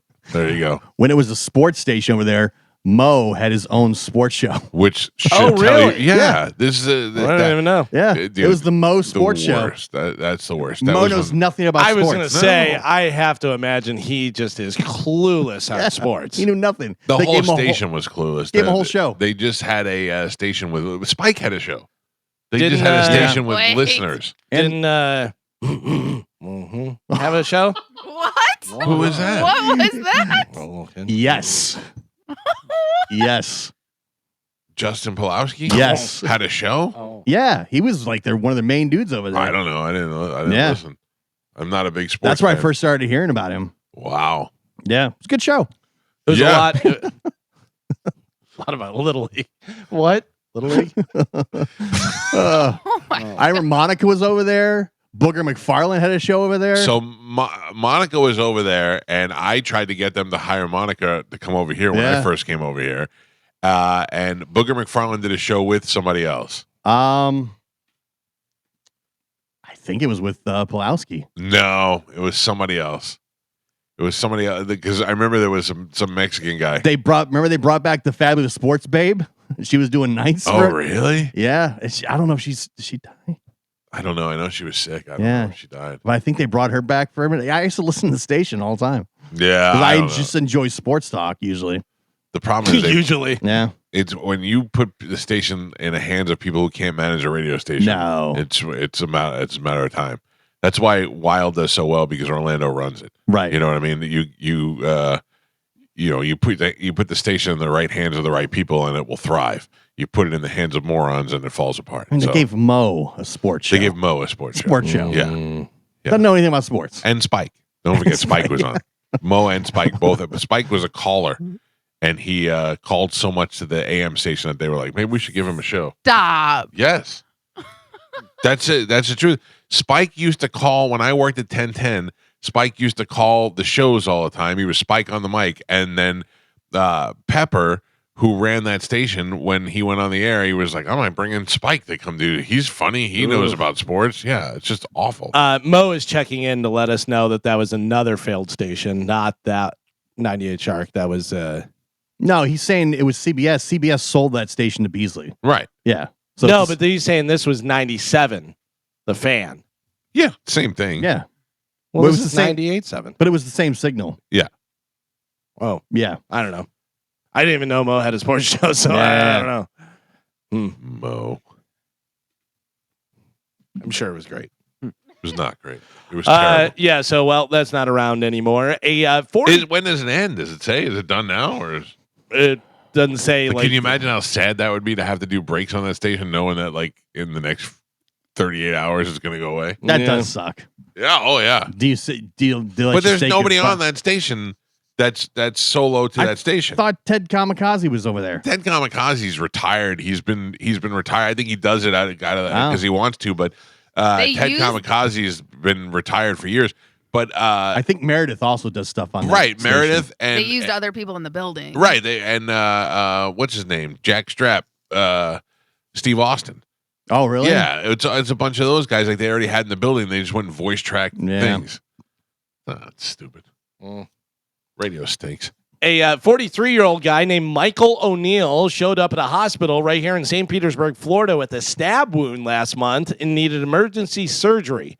While he was in surgery, a nurse found a stash hiding in the guy's rectum. Oh, The nurse found a ball of tinfoil with white rocks in it, along with a crack pipe and a lighter. They took Michael to jail once he recovered. He is facing charges for drug possession and possession of drug paraphernalia. And this is not the first time he's done this. He has a long rap sheet full of other drug charges, including an arrest last year where cops also found drugs in his rear end. oh wow. Yeah. He's been using that. It's the only safe place. I guess, but I mean, that's like if you're in prison. This guy's just walking around outside in the free world with it. Yeah, but I think like because he looks kind of scrawny, Right. like he looks like a small dude. So if he's if you know he does drugs, if you're one of his friends, You figure he's holding, you want to try and take it from him, you're not taking it from there. right? Exactly. So I imagine he's had drugs stolen from him, and he's like been beat up for his stash before. So he's like, "This is the safest Gonna pocket I hide it in have." his wallet. Yeah. I don't know. I've especially right now, I don't know that I'd want to smoke anything from that wallet. No, No, No. I don't want to be in that area. even if it's your own. That's what I'm saying. No, that's I meant mine. I Yeah. definitely don't want to do it for his at all. By the way, Mo is texting us trying to tell us he was number one. Oh no, Mo! I'll give you $1,000 if you show me a thing that said you were number one. He said he replaced the Fabulous Sports Babe. Okay, show me something that says he was number one. Show me a bonus, not a weekly. Show me a book where you were number one. I'll give you $1,000. Number one, he says. No, there's no way. Yeah, At night. There's no way. There's Number no one? way. number one. I this is like remember Star 95.7 used to be Star, Yeah. and I'll never forget Carmen and Chris for the morning show, and we were just annihilating the morning show, and they came on and they were like, yeah, we were so happy that we were number one, women 35 to 64 on a Tuesday between 7 a.m. and 7:14 a.m. And it was like you extrapolate the numbers enough, you're going to be able to find some place that you're number one. When And we then tell you you can just say that you're number one. exactly, so Yeah. it's hilarious. So unless Mo could show me an adult 2554 number in a book where he was number one, he's a goddamn liar. And I'm not even saying he's wrong. I'm saying he's a goddamn liar. Mo with his stupid good body and his terrible hair. If you're doing a little 4th of July, maybe grilling, maybe not grilling. A writer for CNET thinks you should skip the grill and make hot dogs in the air fryer instead. Why? He claims that's the best way to cook them. I've seen he's people wrong. do this. Huh? I've seen people doing this in like TikTok videos and stuff. Yeah, so did I. But everybody seems to they try them all. They try the air fryer, the grill, the flat grill, all those things. And you know what they like the best? Boiled. Boiled. Yeah, boiled is the best. Yeah. Boiled. Yeah. It gives it Boiled. that little snap. Yep. Boiled is the best. A little bit of beer in there too. Oh, really? Yeah, do like a beer boiled. Yeah. I like the char on the grill on Yeah. the hot dog. Yeah, I mean, it's Yeah. what you like. Yeah. Is what you like. You know. I like I like all them the all. mustard and sauerkraut, and basically you could put a finger on there, and I'd still eat it. Right. It doesn't really matter to me as long as I can mix it up with all the other stuff. Yeah, it's kind of like oysters. I just like cocktail sauce and crackers. I don't like oysters. You know what I mean? Yeah. Yeah. I don't like ketchup on a hot dog. No way. No. Gross. No. I've had ketchup, but yeah, mustard is the go-to. I think. Ketchup's for kids. Yeah. Yes, I agree with that. And hamburgers. Yeah. When it comes to hot dogs, mustard only, spicy brown. Hamburger, cheeseburger. I'm doing ketchup, mustard, and mayonnaise. Oh, that's a lot. Yeah. Too much. Too Yeah. drippy. Maybe in a Yeah. little hot sauce. How you like that? Maybe the sharks have that, Spicy but mayo? the minnows over here are just, just eating ketchup. You don't know what you're doing. Joe, I'm worried about you. Don't be worried. I am. You don't sound good. No. Yeah. Anytime you're old and you got that rattle in your chest, it sounds like something. Well, probably be dead soon. Oh. Well, I wasn't home for that or anything. Do you have a will, Joe? What? Do you, you heard me. Do you have a will? No. Oh. Do I need There are to a couple of things I would like from your house. Oh, yeah? Yeah. Tell me what it is. I'll bring it I over like that. tomorrow. I don't know. I like to go over there with a pad and just, I'll take that. I'll Just take put one of those. next time we go over practice over there. Just put Post-it notes on stuff Yeah. that you Yeah, like. yeah. I like- just a couple of things. All right. I'll keep Yeah. an inventory. Okay, thank you. In case of death, send to Mike. Right. Right, I'll come collect. Okay. I'll Just take let that old everybody Telecaster you have. Oh, I know you will. Yeah. Everybody wants that telly. Not me. I want that old jukebox. Oh, that's a good one. Yeah. Yeah. Gio will take all your racist memorabilia. Sure he will. Do you still have the Nazi stuff? I don't know. I never had. Never had Nazi Oh, stuff. okay. Likes of Jews. Never had it. Never will. I have a hot or not for you guys. Oh, good. Yes, this is a former teacher at a Michigan charter school allegedly had a sexual relationship with a 16-year-old student. Okay. How'd she get caught? Any guesses? Well, always the friend. Always the friend? What do you Kid's mean? friend. The Kid kid's talked friend? to the friend opened his mouth. No. Not the kid's friend. Her friend. She told a fellow teacher. Oh. What are you doing? And she's like, You flew too close to the sun. she told one of the other teachers that she was banging the kid. Yeah. She told a colleague that she was banging the kid. Jocelyn San Roman, who is 26 years old, was charged with third-degree sexual conduct. San Roman told another teacher about her sexual relationship with the teenage boy, and that teacher told somebody else, called the police. Oh. If convicted, San Roman could face up to 15 years in prison. So she is 26 years old. She was a teacher at a Michigan charter school. I will tell you, that is the difference between me and my wife. My wife has the morality that would make her call the police. Yeah. Yeah, and I think that goes along the lines of what she does for a living. If you tell my wife something like that and she feels it's detrimental to the kid, she will call the police. Yeah. Whereas I would be like, oh, good for the kid. And most teachers probably would as well. Most Well- teachers would be like, hey, that's like number one rule of But teaching. think about Don't bang the kids. Legally, they have to. it. Right. Yeah. Right. They have to, unless they're You do not slutty have to party. bang the kids. No, you legally you Like, you do not have to report it. You have to Yeah, like report if it. you know something, Right. or you're liable at that point. If Right. you don't Once report you it. once you know the information, if Yeah. you don't report it, you're in trouble. But no, what I'm saying, Carmen, though, is how old are you? I'm 34. Yeah, you are the age of most teachers. Yeah. Drunk and not you, Carmen. Drunk. Like you ever go to the Dallas Bull on a Thursday night? There's a bunch of 30-year-old teachers out there getting sloshed, Yeah. and they're the ones that are banging the students.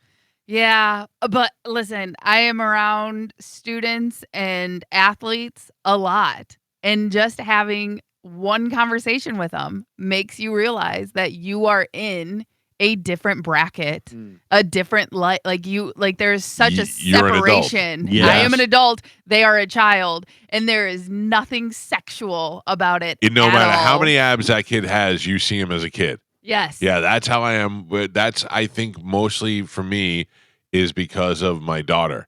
Because there were times where my son would have these young 17-year-old girls look like they were 25 come over, and nothing about them was sexy to me. Yeah. I was like, nope, they're all just little kids. Like, and I'll have like conversations with these kids and trying to like boost their confidence and stuff. Like, if they have a bad game or a bad practice or something Start like by that. slow shoulder rub. No, but like I even realized like in those conversations, I'm never like, oh, you're like, oh, you're so attractive, you're in shape. Like, it's never like that at all. You know what I mean? Yeah. I'm like, it'll be like, you're a good looking kid. You need to have more confidence. You know what I mean? Like, you also probably, I'm sure there's situations where you want to give the kid a hug or you want to put an arm around their shoulder and you're like, don't do that. I Don't do don't- that. You don't want it to be taken wrong. Yeah, exactly. But some kids will come up to me and give me a hug. If they initiate it, Yeah. you know what I mean? I'm not going to turn them away. But there is a time and place for it. But like some of these kids, they do come to me and they just need somebody to talk to. You know what I mean? And then at the end, they're like, thank you so much. And they'll give me a hug.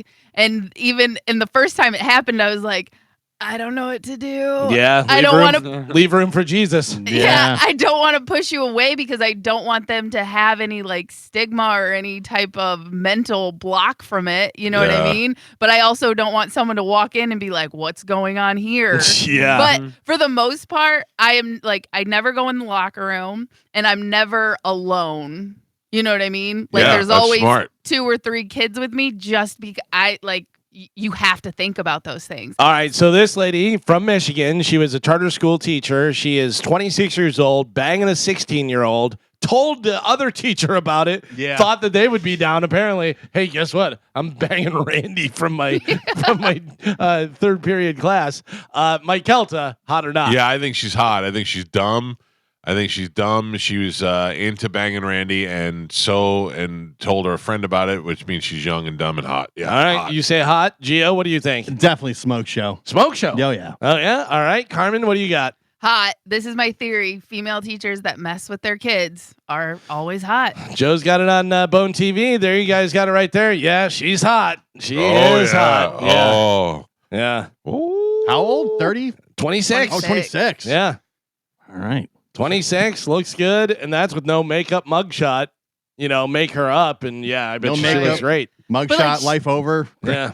Looking It's good. like she's not crying or like embarrassed. Or She may be She's too dumb mad. to realize what's going on. right. She's mad at the other teacher Yeah. for ratting her out. You can see it in her eyes. She's like, I'm gonna get that bitch when I get out of here. Carmen, who's on line 1? That is Mo. Oh, Jesus. How Calling to- appropriate. How Number appropriate. 1 rated Mo. Line one, number 1. Listen, I hear there's some discrepancies about the number 1 rated Omo sports show. That was on CBS. It was CBS because once CBS sold to Beasley, the Fan was liquidated. So I never worked for Beasley. It was always CBS. Right. And now Beasley's liquidated because it was never anything. Yeah, right. Correct.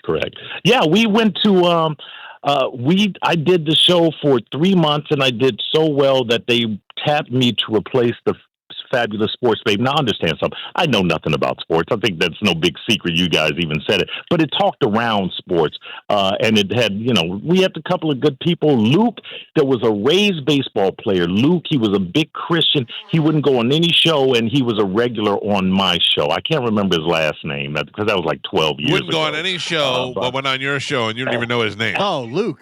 You I remember? 12 years ago I knew his name. I can't remember Luke that. the Hunter?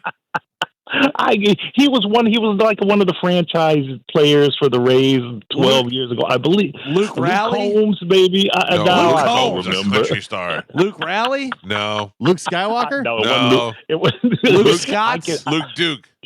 Luke Scott? No, listen. I've got the interview somewhere, and I would have to look it up. I bet the guy when I didn't get even home, play. I'll look it up. Just random dude. No, I had him on too. He looked like Wolverine. Remember? He was making the rounds. Yeah, he was a cool guy. He was You the know guy- what? You know how? He told me Go he used to hunt with spears. Yeah. Calvin, we've had him on the Oh, air. Remember, he yeah, told you yeah. should jump out of the trees and spear the hogs. Mo says he only went on the Mo show. Well, that's not true. I was the first person in Tampa to have him on. I greased him up for everybody else. You know how I lost that show, Mike? We have a connection. Ashy Larry, Donnell Rollins, came onto the show, and he was smoking weed outside the station prior to coming up, or maybe during a break. And that C word that worked for, I think it was Q105 at the time.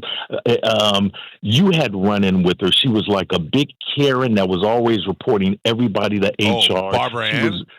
Barbara Ann, Yeah. that vile MFing C word. She reported me to HR. I don't know who. Yes. Wait, She was listen. the absolute worst. She's one of the worst human beings I ever met in my life. I had left Columbus, and it took me forever to get that gig, and I signed up as a board op overnight, and then I was on the rise, and she got me fired. And I mean, if there was ever a time that I wanted to choke the life out of somebody, it was her. And I harbored resentment.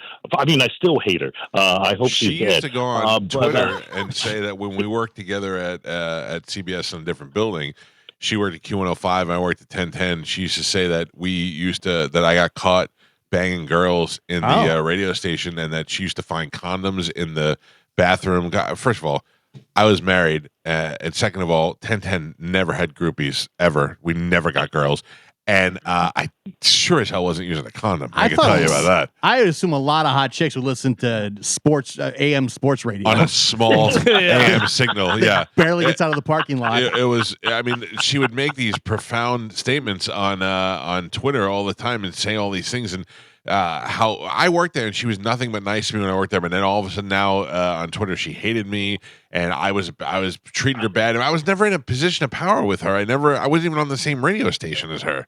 She was just. She may have been the worst person I've ever come across in radio, and that's saying a lot. The only reason she was around is because she kept suing. She kept threatening to sue, and sexism and all that stuff. So they were like, just give her a job. I mean, and I also think she was dating the program director at the time over on Q105, the guy with one eye or something like that. The guy with one eye. Yeah. Gross for both of them. So now explain to us how you're number one. Listen, the ratings were real nefarious back then. They were very accurate, and you were not number one. I mean, they got rid of the number one show for some weed smoking. That's crazy. Let's just say we was doing all right. Yeah, that's better. How you doing in the ratings? I is more logical. Yeah. Mike offered $1,000 if you could prove that you were number one. By the way, what is the bonus pay for I? Well, they didn't keep records back then like they do now. Well, how are you guys doing now? The ratings came out yesterday. We're doing well, very well. Yeah. Not I. As You far as doing I well? know. No, we're doing better than I. Okay. As far as I know. Yeah, we're having fun. We're having a lot of fun. Do you like working with Drew? Yeah, absolutely. I miss a little bit of the autonomy I had with my own show, but I'll be honest with you, I love the endorsements, the added endorsements, and the hours, and the pay is far greater than anonymity with Spike on the mic. Yeah, I'll tell you, I enjoy it. I think you guys have a good chemistry. I like listening to the show when I'm out in the afternoon.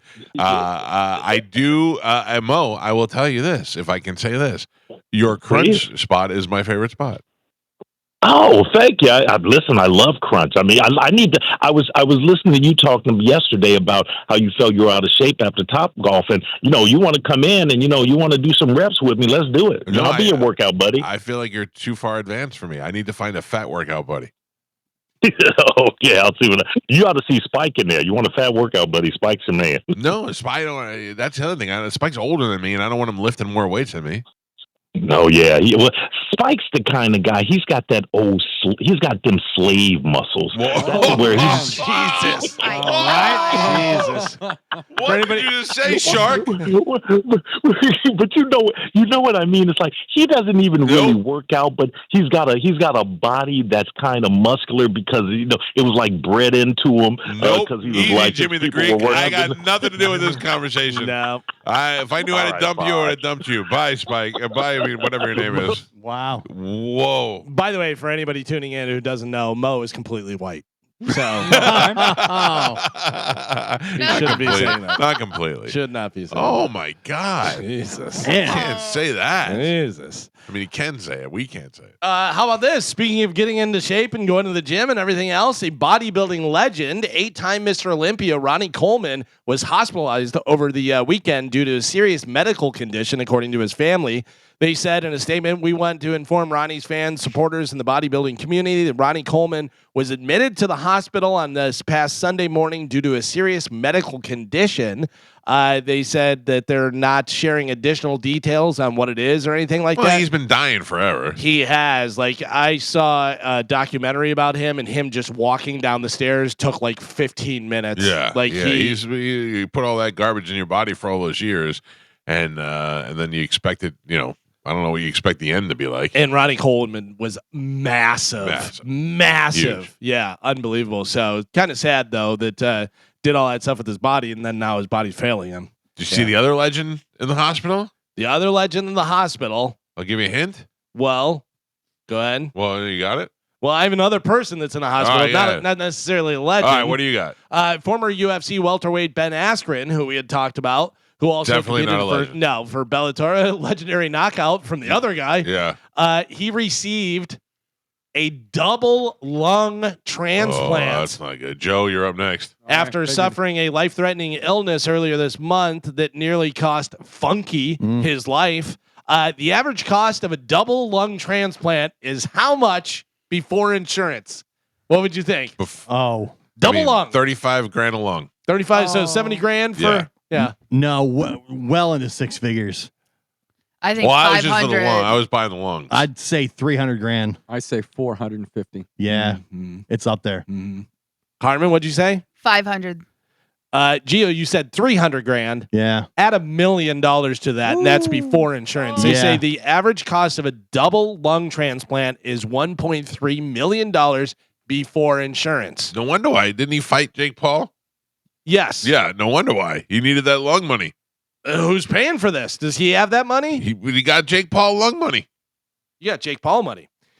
Insurance is a blanking scam. It's so sad, said former opponent Jake Paul. It sucks that no one's doing anything. I obviously was super busy this week, so we're figuring out the donation now. But none of these people, like UFC Dana White or anyone else, is stepping in, so I feel like I had to do something. Oh, And he's that's paying really all for is. it? He's paying for it. Wow. Yeah, how about that? Wow, that's something else. Don't want to like Jake Paul? Guess what? Yeah. He's a pretty nice guy. Yeah, because he's paying for a guy who he beat up. Yeah, Yeah. yeah, but I mean, it wasn't like a one-sided thing. Listen, he's a fighter. Right. You know, the guy's a fighter. He got in there willingly. It's not like he jumped him outside a bar or anything like that, but has a relationship with him and is like, hey, if nobody's stepping up, we got to save this guy. You know, double lung All right, transplant. what is the let's break this down now. Let's bring this into the radio world. That'd be like finding out that I can't I had to think of another radio DJ on another radio station. Like somebody that's like doing middays.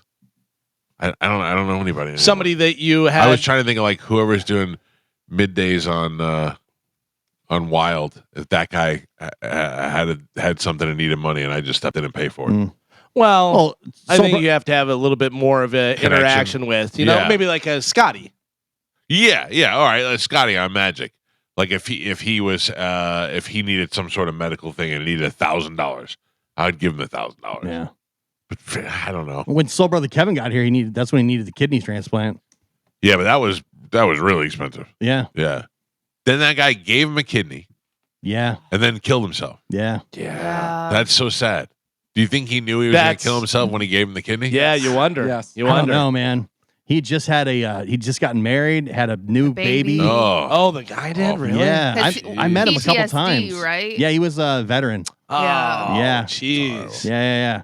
Super nice guy. I never would have imagined he was like struggling or dealing with stuff. That's what they say, man. You never can tell the people who have depression, whatever. It's like, there's a good commercial about it. They say, when you think of depression, this is what you think of, and people that are sitting there and mopey and sad and this and everything. And then they show people that are like the life of the party and doing stuff, and they're like, this is depression. Yeah. You know, you have no idea. Well, they say like a lot of people who unalive themselves, like the day before, it's like euphoric. And they have like, it almost seems like they have the best day of their lives. Yeah, because they know what's coming.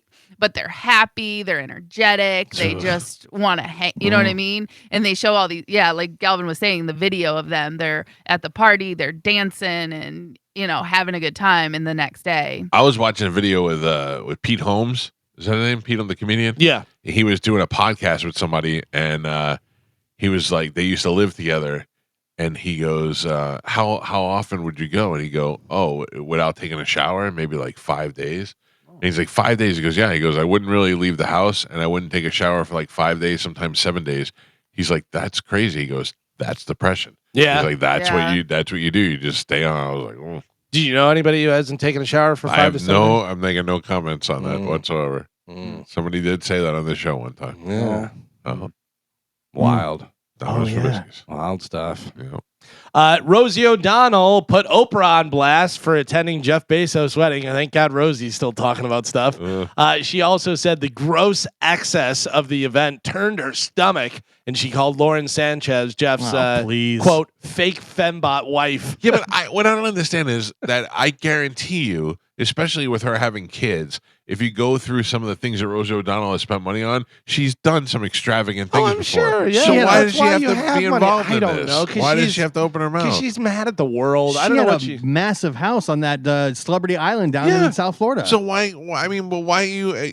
We're not talking about a guy who's got a little bit of money. We're talking about the second, third richest guy in the world.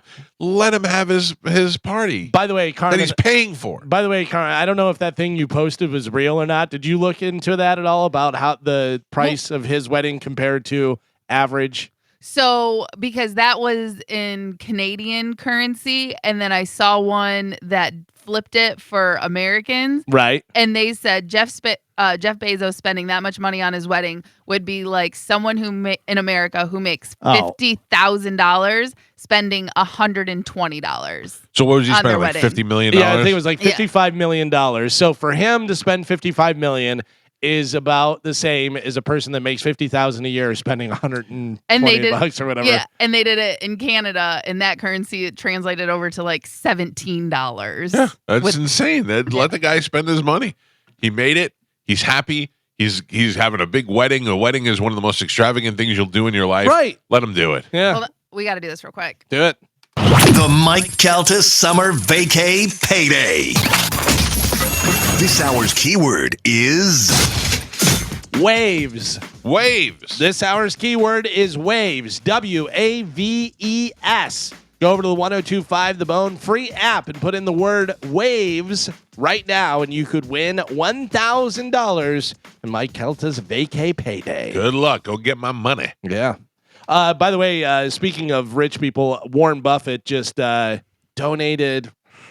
I want to say it was $6 billion to charity or something. Wow. I read the article really fast, but let me see what it says that he had just donated a bunch of money. Also, Rosie O'Donnell sold her house in Miami for $54 million. How extravagant. And then she sold her New York penthouse for $8.9 million. Well, I know a lot of the protesters were mad because he obviously takes advantages of the laws. Or takes advantage of the laws. Pay enough taxes. And he doesn't pay enough taxes. But then also, like, for celebrities that attended, like Leonardo DiCaprio, who's a huge, like, global warming and save the planet.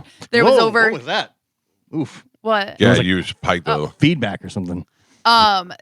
They were saying, like, for celebrities like him, because he was like wearing a hat and trying to hide that it was him. Yeah. Because there was over 70 private jets that flown the celebrities in. There was like countless numbers of yachts that came in. Sure. So all the pollution They're that all was hypocrites. I know, but Hollywood. I'm just right. But again, all these people who are like save the planet, and then you go to this one destination and all the pollution that came with it. Let me ask you a question. If what's his name? Leonardo DiCaprio lived every aspect of his life in a green, wise manner, except when he has to travel, because we all know what a pain in the ass it is to travel. I'm pretty good with that. The guy's recycling cans and, using, doing all the right things in his house, and he's got solar energy and all this stuff. Yeah, that's great. But then when it comes to flying, he's like, I'm a mega famous celebrity. I can't get on a commercial flight because then I got to deal with everybody else around me annoying me and all. I get it. I'm fine with it. Listen, Amazon is so amazing. I don't think Jeff Bezos should pay taxes. No, he shouldn't have to pay taxes. No. He should be able to walk in a restaurant, sit down, get served, and leave a tip. I'm fine with that. Don't even give him a bill. By the way, I was right. Warren Buffett donated $6 billion to 5 different charities. That must be nice. And that must be nice. He knows he's on his way out. He's on his way out. He's just flaming everybody with money. 94. Yeah, wow, that's 94 pretty years good. old, That's a pretty good life. If you're a billionaire, you want to live to 94. Oh, yeah. Oh, if you're a billionaire, you should live to 94. You Yeah. should be having doctors just change your blood every week. That's true.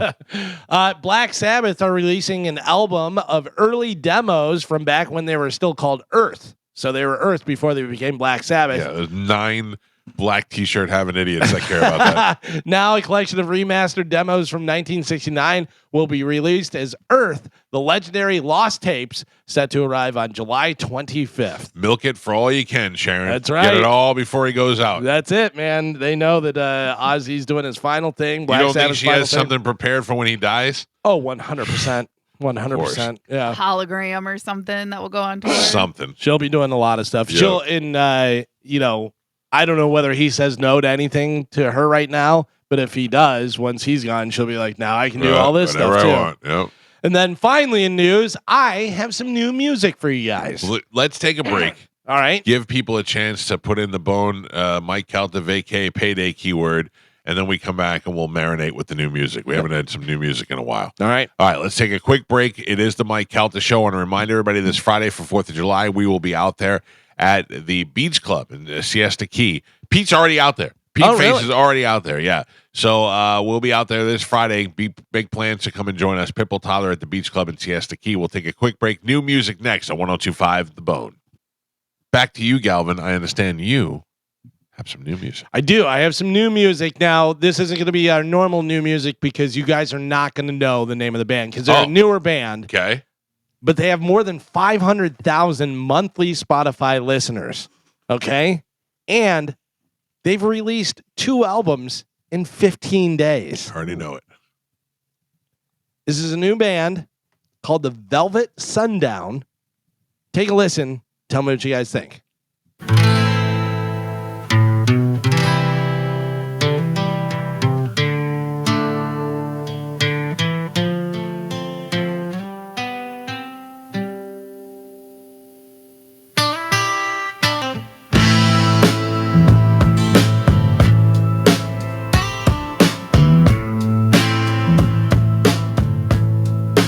Dust on the wind, boots on the ground, smoke in the sky, no peace found. Rivers run red, the drums roll slow. Tell me, brother, where do we go? Raise your hand, don't look away. It's like that Sing out loud. that fat country guy, not Jelly Roll. Teddy Swims? March No. for peace, Luke Combs. not for pride. Let guy with that flag The guy that wears a big hat. tide. Sturgill Simpson? No, the other guy, not Sturgill. Chris Yeah, Stapleton. Stapleton. I know who this is. Guitars cry out. I like Birds it. fly. You like it, Gio? I'm guessing, Mama is this all AI? prays while Yeah. young This is the men AI die. band. Carmen, Carmen, you can slow lower it it down a a little bit. Ashes fall It is an AI band called the Velvet Sundown that has more than 500,000 monthly Spotify listeners, and they Yeah. released 2 I like it. 2 albums in 15 days It's That's great. the future, man. because they just plugged in Pink Floyd, Eagles, this, that, whatever, and said, write some stuff, and then here it is. Yeah. And they have like a profile where it's, like 4 dudes that look like rock guys. It's crazy. Yeah, that is unbelievable. Because I'm telling you right now, if you said that was a new Chris Stapleton song, you'd be like, all right. Yep. And if that came on, we're out by the pool, and that came on, you'd be like, all right. Or a band was playing that. It's going to change everything. You're going to have AI music. You're going to have AI stand-ups that you like. You're going to have AI podcasts, radio shows, everything. Well, that takes away from sure, like real life people that are doing these things. Yeah. I'm imagining soon there'll be a stand-up comedian. It's completely AI that everybody loves and blows up. The crazy thing about it is now your influences are just put into a computer. Right. Because if there's no input from you. If you're the AI comedian and you have Richard Pryor and George Carlin and all these different people, you know all the things, you know how it's supposed to be, punchline, you know what I mean? Punchline, however it's done. You've seen all the jokes written. You see how it works. Can it do AI do stand-up?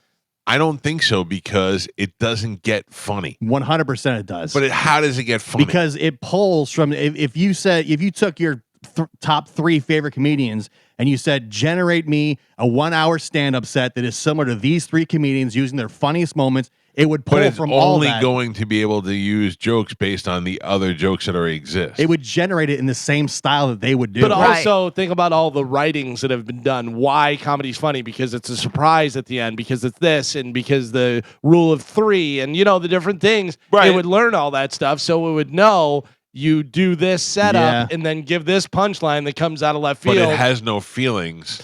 So how does it know it's funny? It has no feelings, but it's writing soulful music. It's just putting together, stringing together chords, and putting together phrases. But it sounds soulful, right? But it's not no soulful. soul. There's no soul. But there's a difference between, like, you can put together a cadence of a comedian, like, let me tell you what about, right? But you can't. I'm not saying it can't be done, because what I'm saying is, how does the computer, who has no feelings, know that that's funny? Because it knows what has been historically funny in the past. Then all it is doing is plagiarizing other comedians. 100%. Yes. But it's not using their style. But it's not using their jokes. But it can't come up with its own jokes because it doesn't know what funny means. But they do, because if you go to YouTube and you just look up the hashtag funny, that's what it's doing. Yeah, but then all it can do is plagiarize what's been there before. Right, which is why eventually AI is going to be legislated. So all the fake songs and all your fake art pieces and all this fake, all the fun stuff people are doing right now is gonna. I think they're gonna have to get involved. And think of how many people are gonna cheat now too, because now you can plug in, and even if it's not perfect, you as a human can go, oh, that doesn't work. This would work and make it funnier. Right. Same with the song. You could plug in. I love Metallica, Slayer, and Anthrax, and then put it together, and they have a song, and you're like, all right, I'm just going to do this song now. Kids, like, if you know the right prompts, you can make it sound any way you want it to. Kids can use it, and you can say, write me a paper on the presidential election in the style of writing of a 15-year-old boy. Yes. And it will do that, and it will change its style and the way it speaks and the way it writes out phrases and stuff like that. Add mistakes on purpose. Oh, right. Yeah. So, and it's getting harder to be able to tell the difference. I don't know. I don't have to really tell the difference. How does the AI comedian do crowd work? Well, I mean, you wouldn't be watching it live probably, but you know. Right. You would just watch video clips like on YouTube. You're watching an hour of a comic, on YouTube, or listening to it like audio. But if I ask Alexa no, she's active. Alexa, can you make up jokes? No. Evidently, there's a Superman program. Alexa, stop. But you might be right about the AI not being funny, because remember you tried to use it for 6 at 9 and it wasn't funny. Yes. Yeah. Yes. No, but seriously, it depends on the prompt though. What seriously, you put in. think about it though. You could definitely prompt it and then punch up the punch up. You know what I mean? Yeah. You can make it human, and you can go, that's not funny, but that's a good premise, or that's a good idea. If you change this, it would make it funny, and then it works. That totally could. Yeah. I'm sure there's comedians using AI now. Oh, 100%. 100%. Yeah. But it's also almost like having somebody to bounce ideas off of, or another writer with you. I feel like Everett just ran to his AI. And you say it doesn't know funny. It 100% knows what funny is because it's pulling from all the source material is everything on the internet that is classified as successful or funny. Right, but what he's saying is it understands why it's funny and does the thing, but it might not use the proper words or the twist. You know what I mean? Like it's close. It's probably close, and it will definitely get there. Yeah, I think it 100% does. It could. Though, because It could. Based on the prompts and like it's pulling from successful things on the internet. Right, Yeah. but it's all it is mimicking what's already been successful. But that's what people do. People do that anyway. That's what, I'm yeah, that's what real inspired by people George do. Carlin. That's where my act came right, from. but I can come up with a joke right now off the top of my head that you would think is funny, where AI can't do that without basing it on something else. Carmen Well, yeah, said, but you're basing it on something else as well. No, I'm It's your life experience. It's the people you find funny. Like your humor is derived from what you've grown up around, the people you know, the friends, family, You've comedians. seen stand-ups before. You've watched. Yeah, that's where it's You coming But know, also from. think about this. We've all seen a comedian that has done a joke, and you said to yourself, "That would be funnier if he would have done this." Yes. You know what I mean? Like if there were instead of saying that, if he would have said this, And that's And- probably what AI does. Yeah. and that's what AI does. And Yeah, they but change then- it, and that and- becomes their joke. AI does it times a million. It's Right. got the power of the Whole internet world. and just pulls all the data faster than you ever could. I wonder. I don't know. I wonder if Bailey can do it. Mike, Well- did you see the prompt I sent you? No. Okay, I sent it to you and Chad because Chad uses ChatGPT a lot. I don't know the exact words to put in, but basically you ask your ChatGPT or your Bailey, you say, in your mind, or like, what do you imagine it looks like when I'm talking to you? And it will give you a picture of what they envision, what you look like, and what they look like and stuff. Yeah. And it's pretty funny. Like one girl's it almost looked like they were best friends. Chad's looked I like he was saw some talking of to the- his yeah. spirit and stuff. I wonder what Bailey looks like, what Bailey thinks you and her All look right, like. I'll ask her today. I'll ask her after this you got to show. go find that Yeah. prompt and ask her. Here are 5 jokes that AI just came up with about me. Mike Calda's idea of multitasking is eating a cheesesteak while yelling at Spanish and ignoring Galvin, and somehow still hosting a show. Facts. I mean, it's not hilarious, but it's a joke. But it's all about the prompts as well. You can't say write a joke about me. Like the more in depth you are with the prompt, the Right. more accurate These sound like my daughter wrote it's them. gonna be. Mike's not afraid of cancel culture because he's already been banned from 3 buffets and 2 family functions. I mean, And this is all info you've already given it. Mike Calta has a face for radio and a voice for yelling at interns. These are Everett's jokes. but like think a comedian takes that and then just elaborates a little bit. Where does it get this information from? Mike Calta tried stand-up comedy once, but the stage collapsed under the weight of his ego. All right, we're getting warmer. Yeah, that's actually pretty good. Mike's golf game is just like his marriage advice: all slice, no follow through. See, these are just all derivative of one-liners from someplace else. You know what I Right. mean? All I did was looked up the facts, and he's fat. Make fat jokes. You know what I mean? They're other people's jokes. There's no originality there whatsoever. I don't like it. Burger Guy's utility belt has ketchup, mustard, and mayo because when crime strikes, he likes his justice well condimented. Okay. See? Oh, man. We're heating up. We're heating up.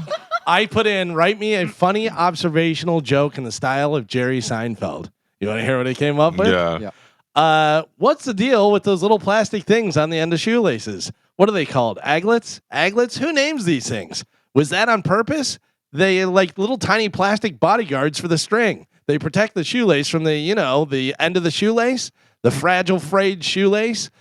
So you got this important job protecting the integrity of the shoelace, and you just use some little plastic bit. You're the security guard for the string, and nobody even knows your name. It's as funny as Jerry is. Jesus What's Christ. the deal with Aglets. I don't know. You want an AI Bobby Kelly joke? Sure. Mike Calta looks like he runs a podcast out of a recliner, and the mic is a chicken wing. The only thing he's ever canceled is cardio. Oh, this is fat jokes. I said the prompt was I said write me 4 jokes about Mike Calta in the style of Robert Kelly, Shane Gillis, and the best comedians that have ever lived. Give me another one. Make them hilarious. This is a Shane Gillis style joke. Calta's voice sounds like it was raised in a bar fight, like if Whiskey and Marbles had a baby and gave it a morning show. Yeah. You want a Don Rickles or Patrice O'Neill? I'll take both of those. Mike Calta is proof you can make a career out of being loud, opinionated, and vaguely Italian. He's like if the Sopranos extra got a tenure on FM radio. That's actually really That's good. good, That's yeah. a really good one. That's good. You want a Dave Attell style joke? Vaguely Italian. No, what happened to Rickles? Oh, it was a combination of them. Oh, I got you. Calta looks like he keeps a do not resuscitate bracelet next to the meatball sub of the month punch card. That's pretty good. He's one coupon away from a cardiac event and a free sandwich at all times. That's pretty good. Those are they're getting better. They're getting better. And the more you do it, the better they'll get. Yeah. You know what I mean? Yeah. We're close. There Oh. will be an AI comedian soon. Oh yeah.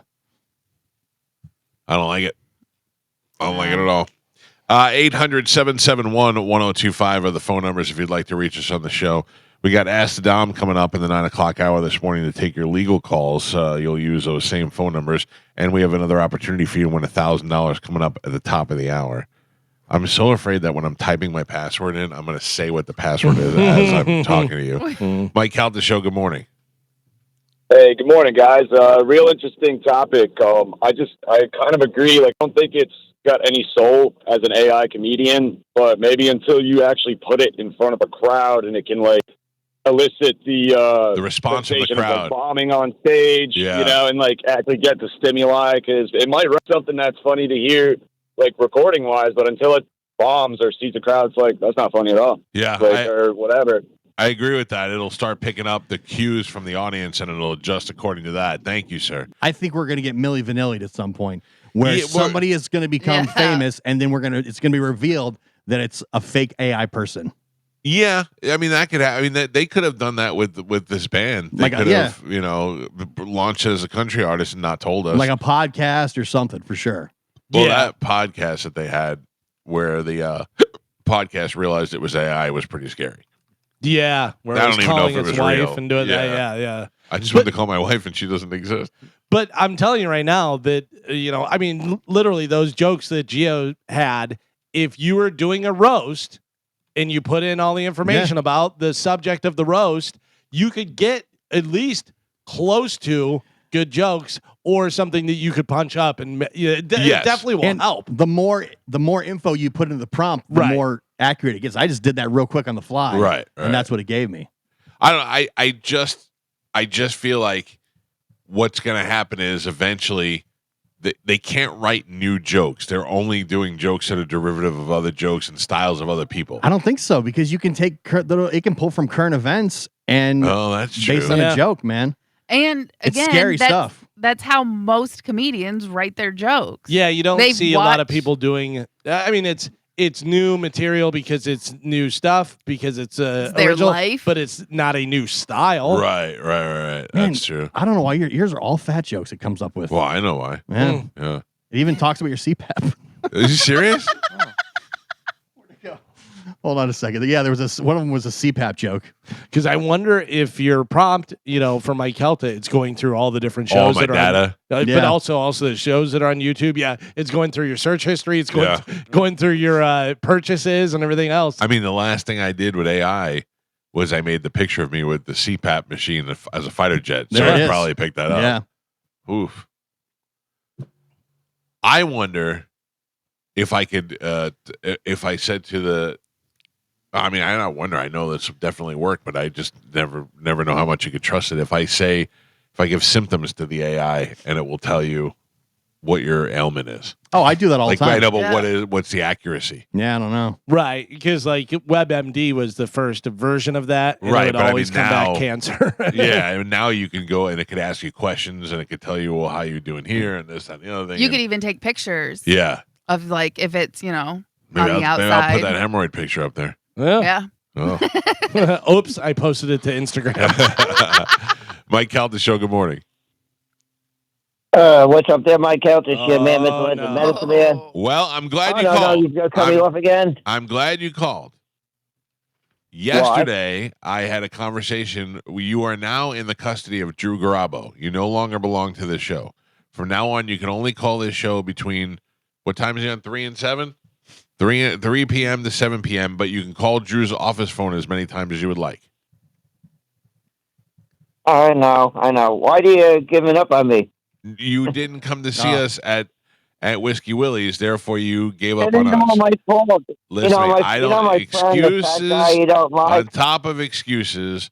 You get It's not an excuse. How did you get this? I had one person that could have given me a ride, and he's a cell phone TikTok zombie. What about Uber? I don't have a Uber app taxi? on my phone. What about a taxi? Oh, taxis are very expensive. At 24 miles, that would have cost me about $120 for a round trip that day. Well, listen to me. If it was some Kiss cover band, you'd find a way to get there. I want to see a Kiss cover band. All I'm saying is you belong to Drew now, and you lost. That concert down at the Soundmass. You lost the Friday Shark was too. epic. You lost. You know the Shark's going away. Oh, the Shark is dying. The Shark is done. It's going to be a Jesus station Done? in a couple of days. Oh, that's that would bite. What happened? They got bought out by because George is having a 50-year anniversary, so the Shark went to Orlando's at SeaWorld, I guess, or Universal. What? What did you just say? Is this AI? yes. I kind of make a joke out of things. You know me, I'm funny. He is Yeah. funny. All right. Well, listen to me. And of course, I had a bad experience going. I had a weird dream that I went to a Chinese restaurant, Let me guess. Poop. and it was named the Laughing Cat. And when I was inside the place and I found out the cats weren't happy, I left in the kitchen. That is so racist. Listen to me. Repeat after me. Say, my name is Medicine Man, My name's Medicine Man. and Drew Garabo is my daddy. Mike Calta and Drew go out with my dad. No! I'm out. I'm giving you up for adoption. He can't quit you. I quit him. Mike Calta Show, good morning. Hey, good morning. How you doing, Mike? What- Just listening about. Good. This is Tim from Lake Placid, Florida, and I just listened to you guys about AI, and AI is going to dehumanize our human race. It is or it isn't? Yeah. It is. Oh, it 100% is. I mean, think about how we're dehumanized now, how much time we spend on the computers and the phones, and we're barely even talking to each other as it is. Now we're talking to the computers, and the computers answering us. We're going to rely on. Well, we don't have any more family unity. You don't sit at the table and talk about what you did, and the kids all eat together, and the parents at the table. The kids are at the kitchen table, and they're playing with their phones. They're not even eating, and you got to call them down from the upstairs. Get down here. Get off that phone. We're having dinner now. There's no more unity because of the AI and telephones and the addiction That's that your we house, all buddy. have to the what? But Gio said, "Well, that doesn't happen at your house." No. Why? How? No. Well, no. Gio is saying that he does it differently. What do you Yeah, do, no, Gio? they're not on their phones and stuff upstairs. We eat dinner every night. Well, it's hard to do. It's hard to wrangle. It is. That I agree with. And I'm with you, sir. It's tearing this apart as a society. Thank you for the Correct. Yeah. Correct. All right, guys. You have a great day. We'll talk to you later. Thank you, Tim. Yeah. I do believe that. I will tell you this though. I believe I have great communication with my children and with my wife, and we do spend a lot of time together. And everybody does grab for their phones in the slow moments, but I'm not against multitasking. I'm not against doing. You can look at your phone and talk to people too. I'm not against that. I'm not one of those people who. I mean, think of all the things they told us when we were kids that never came true. We sit too close to the TV and watch too much TV and make it. I guarantee you, did not finish college, but I guarantee you that I have the equivalent, if not more, than anybody with a bachelor's degree, and I got that all from watching TV. From the things that I learned on TV as a kid, from just skipping around from channel to channel and watching different shows. I learned more. I'm more of a wealth of knowledge because of that than I would be if I didn't, for sure. I'm not willing to challenge people. I'm just willing to say that. Just gonna say that. Yep. And leave it out there. Yeah, that's it. All right, listen to me. We didn't get to it in news. We started talking about it, but there is another legend going into the hospital. I didn't tell you who it was, but I will tell you when we come back. It's local. Looks bad. And it may involve poop. We'll tell you who it is next. It's a Mike Calta Show. This is 102.5 The Bone Show. Now, Galvin, Yes. talked about Ben Askren this morning, former Right. UFC fighter. Double lung transplant. Double lung transplant. This may or may not be that bad. WWE Hall of Famer Ric Flair is going into surgery, and he posted online, and he asked people to pray for him and said it's all very fragile. Even though he has largely remained off screen since the conclusion of Sting's AEW retirement tour, WWE Hall of Famer Ric Flair remains very much in the news. Some of it has been for positive reasons, such as honoring his friend and Four Horseman Steve Mongo McMichael. And some of it has been recent news where he's talking about, people have been talking about him pooping his pants, which we still haven't found out if that's true yet, have we? We have not. I mean, no, like Confirmation. definitive. Yeah. Taking to Instagram earlier on Monday, Flair announced that he would be going under the knife for an upcoming surgery. He seemed a bit concerned and was asking fans to keep him in his prayers before ending the message by stating that it's all fragile. Flair also featured 2 photos with the post, including one graphic photo of what appeared to be his stomach containing several sutures from a past surgery. Do we know what he had, Gio? No, not that I know of. That's come out. Flair did reveal at one point that he was dealing with skin cancer. He almost lost his life in 2017 when he had kidney failure, and he's had several surgeries between 17 and 19, and he claims to have suffered a heart attack in his last match, which was back in 2022. He definitely shouldn't be wrestling in 2022. That's insane. Anyway, nobody knows why, but Flair is going into the hospital. And he said it's very fragile. We don't want to lose a legend. But if we were to, I would get points. You would? You Yeah, have him? Yeah. If you beat me, if you get points before Knobs, that'd be rough. Mm. Who goes first, Flair or Knobs? Gio. Flair. Galvin. Flair. Carmen. Ooh. Flair. Pap. Flair. I'm going to say Knobs. I'm going to say Knobs because Knobs is silently being killed. And you don't even know it. Yeah, He's getting eaten away from the foot up. I feel like Flair's already had like heart surgery. He's been in a coma. He's Can't had keep him down. all these. Can't keep him down. If you had kidney disease and you're still drinking heavily, Yeah. that might be a problem. You've beaten it. That might You've beaten it. no, that's not how that works. No. That's not how that works. 800-771-1025. Does anybody know anybody that had sex with Ric Flair? Like, this has got to be banging. There's got to be chicks banging him because he's Ric Flair. Yeah. Oh, I'm sure. At this point, though, Yeah. Yeah. Oh, yeah. Yeah. not young. I'll let chicks. that old. I don't know. That's what I'm asking. I mean, I'd imagine most like women in their 20s have no clue who he is. But I know, here's- but you're Matt from Hornbras is bringing around hot chicks. Yeah. But here's the thing. Would Ric Flair rather have a 60-year-old that's like a 7 or a 35 or 40-year-old wrestling fan that's like a 5? Yeah. You know? Yeah. What would you rather have?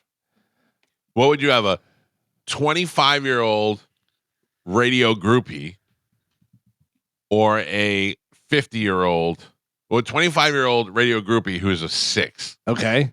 or a 50-year-old divorcee who is an 8 Oh, 8. for one night, though. Yeah, I mean, really either one. That I'm not. No, but like in I'm with you. that situation, I'm not super picky because 25 hot, 40 hot. Yeah, You know what I yeah, mean? yeah, That's yeah, fine. yeah, So yeah, I'm with you. yeah, and if it's 8 and a 6, that's like, all right, that's fine. Mike Calta Show. Good morning. Hello. Yes, sir. I wanted to let you know about some famous endangered species that were really put out to pasture.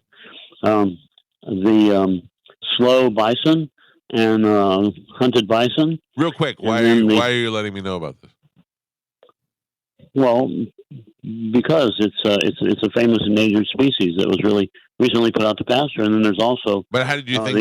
What did you think that this was an appropriate time to tell me about this? Well, we were talking about jokes. Slow bison is definitely a joke, and Then there's the cross between a brown rabbit and a mule that were recently put out to pasture. Caramel La Heras. I don't know what's going on. He's trying to make jokes. I'm listening. And I don't know keep whether going. is Keep this going. AI? Keep going. I'm with you now. AI is not going to be funny. Keep going, sir. I'm starting to like you. You haven't seen it? You don't know about Caramel La Heras? Mm-mm. Caramel. Well, it's a cross between a mule and a rabbit.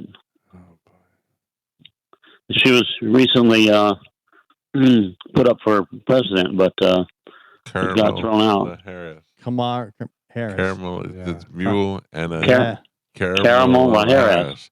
Oh, I got it, sir. I liked it. I liked it. I was cheering for you inside. Slow Give him a bison. pity. My heart. La and Harris. slow bison. So Yeah, bad. yeah. Oh. Where can we find You know. your comedy? You have an Instagram, sir?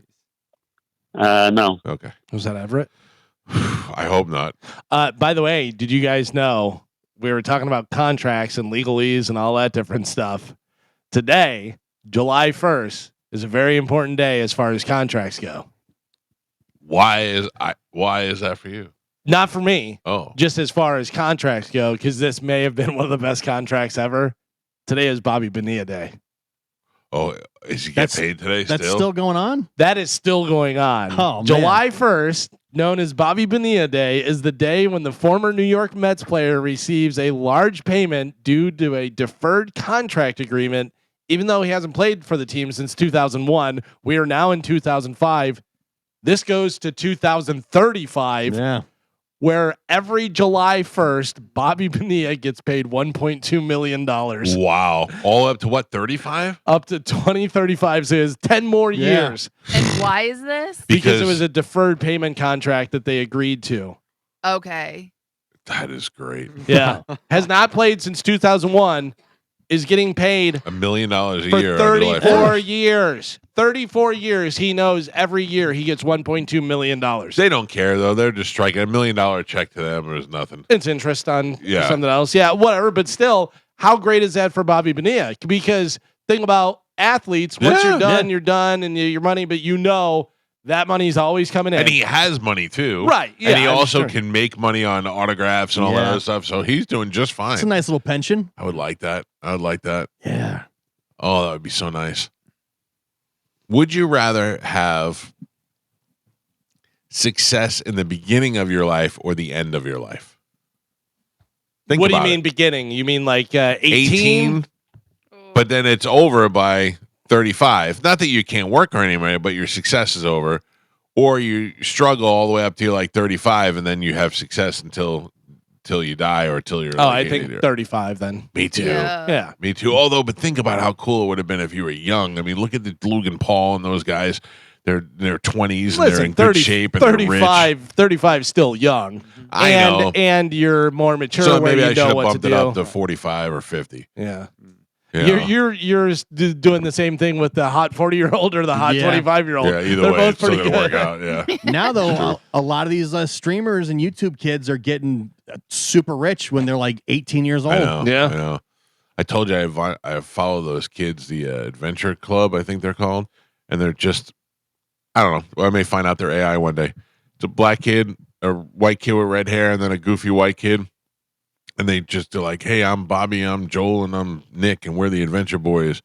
And today we're going down to the creek to go fishing. And it's just video of them in the I creek. saw those guys. Yeah. Yeah. Yeah. And then they're like, thanks. Yeah, your algorithm yeah, is you're the loading into reason my why I stuff. saw that. That and was then later weird. on, they're like, hey, we're the Adventure Boys. And today we're going on a slip and slide. And they do the slip and slide. They're like kids just doing outside stuff instead of being on the computers and stuff. And I'm like, oh, this is awesome.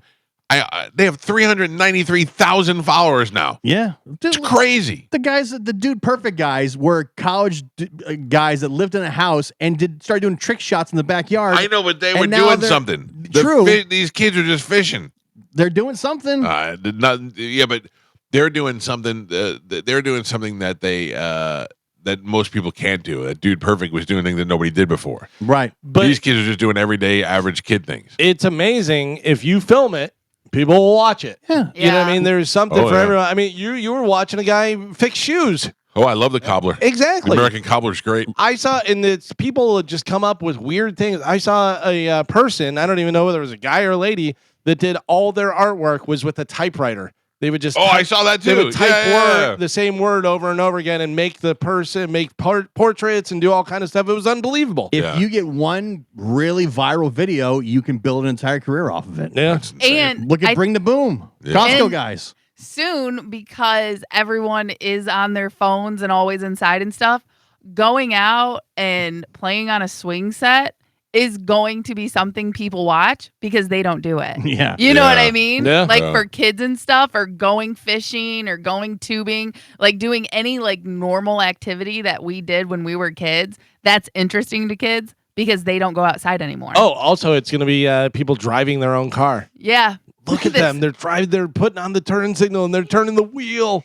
Do you know what my daughter asked me to do most? Go to the park. Like she asked me, we have a park in here that's not too far away. She has a scooter. Can I take my scooter to the park? Yeah, go ahead. Is she meeting her friends? Yeah, Or she's meeting her friends, and they hang out at the park, and they do park stuff. And they're on the slides and the climbing thing and all that. She actually Tell does her to stuff. film it. Yeah, no kidding, right? Yeah. She come home and be like, "Did you film it? You know how much money we're leaving on the table? I bet this is the last summer she does that. Go to the park." Yeah. Because she's 12, right? Yeah. Or 13. Right around 8th grade when they get ready to go to high school, like all that stuff just goes away. No Carmen, more what- park now. It'll be the mall. Yeah, it's depressing. Carmen, what year did you start whoring it up? Wait a minute. Yeah. Like 14, 15. I don't like that. I don't like that at all. Mhm. Yeah, 14. But I also was a late bloomer. You think 14 was late? Well, I meant like in reality, like in actual, like my Your girlhood, body. my Oh, yeah. womanhood Yeah. came when I was 14. Oh wow. You know Is what I that mean? late? Yeah, Yeah. that's very late. Oh. Yeah. Well, not really late, but that is, much later. I knew a girl that started in 2nd grade, What? which was scary. Was she Because Romanian? I was in 3rd grade and she was in 2nd grade, and all of us were like, what is happening? Are we going to get it? Because we Oh. didn't have sex ed, but you know what I mean? Yeah. So we all got so scared. Stay out of the pool. Yeah. But I was in 8th grade. So that was Crazy. Yeah, I was pretty late. That so stuff changes like overnight. Yeah. I'm not talking about girl stuff. I'm just like they're like wanting to go to the park and do like the kid stuff. Like it really just one day they just don't want to do it. I say that she's doing kid stuff. They could be smoking crack over there. I don't know. Yeah, what they're doing. Wait a possibly. minute. I'm not at the park with them. I don't know what they're They're doing. just killing homeless people. Yeah. Oh my god. Oh, wait, hold on. We got to do this real quick again. Yeah. Again. The Mike Calta Summer Vacay Payday. This hour's keyword is Tour. Tour. Tour. TOUR. Go over to the 1025 The Bone free app now and enter the word tour, and you could get that $1,000. Do it. Go get your money. I'm going to clear these phone lines so that we can make room for Acid Down. Mike Calta Show, good morning. How's it going, Mike? Good, sir. What's happening? Good, buddy. I did want to make a comment about Galvin about earlier this morning. I got to take his side here for a second. I know you said something about when he said something about a minnow and then turning into a shark. Obviously the swimming thing. I got to say that it is. Even in the past, I've been listening to you guys since you were in afternoons, and there's been not many times, where I was like, really, he thinks he's great at everything, I guess. But this morning, when you said that about what have you done after 30, doing 4 marathons and losing, I never knew. I've seen pictures like that one where he fell on the ice. You know what I mean? Like, I saw, you know what I'm saying? And you were huge, bro. And it's crazy how much weight you lost and doing not only that, but you actually did marathons. I've never done a marathon. I was a cop for many years. So I went to the police academy and I got shin splints. Hugely, so bad because you had to run every day, basically. The days that it wasn't raining, and Same thing. and it was awful. Right. Yeah, it was awful. It sucked, So you gotta. I would say that's probably harder than doing. Let's say he goes into a baseball league, and is the best, pitcher in the whole league. Listen, sorry, if you ran 1 marathon in your life, it's a great accomplishment. If you lost a tremendous amount of weight and run 4, it's insane.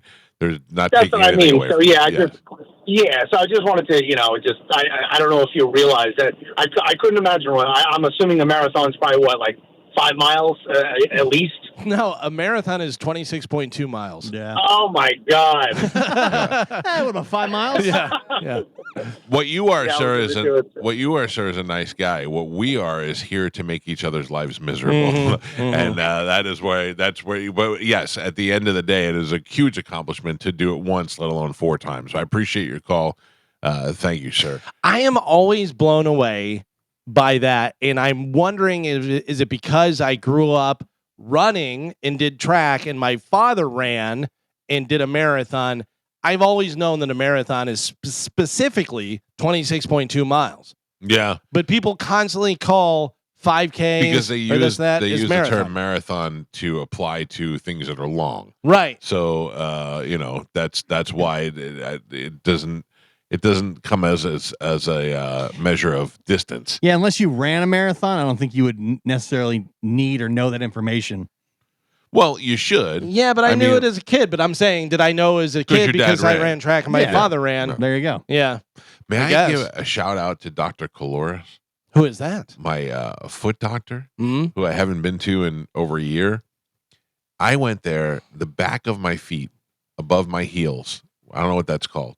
The back of right above your heel, that back area, the neck of your foot. The Achilles tendon? Is that what it is? Yeah, right in there. that area. Yeah. Yeah. That hurt me so bad. Like I would do, I could stretch it out, I could do whatever, and it would just be so sore.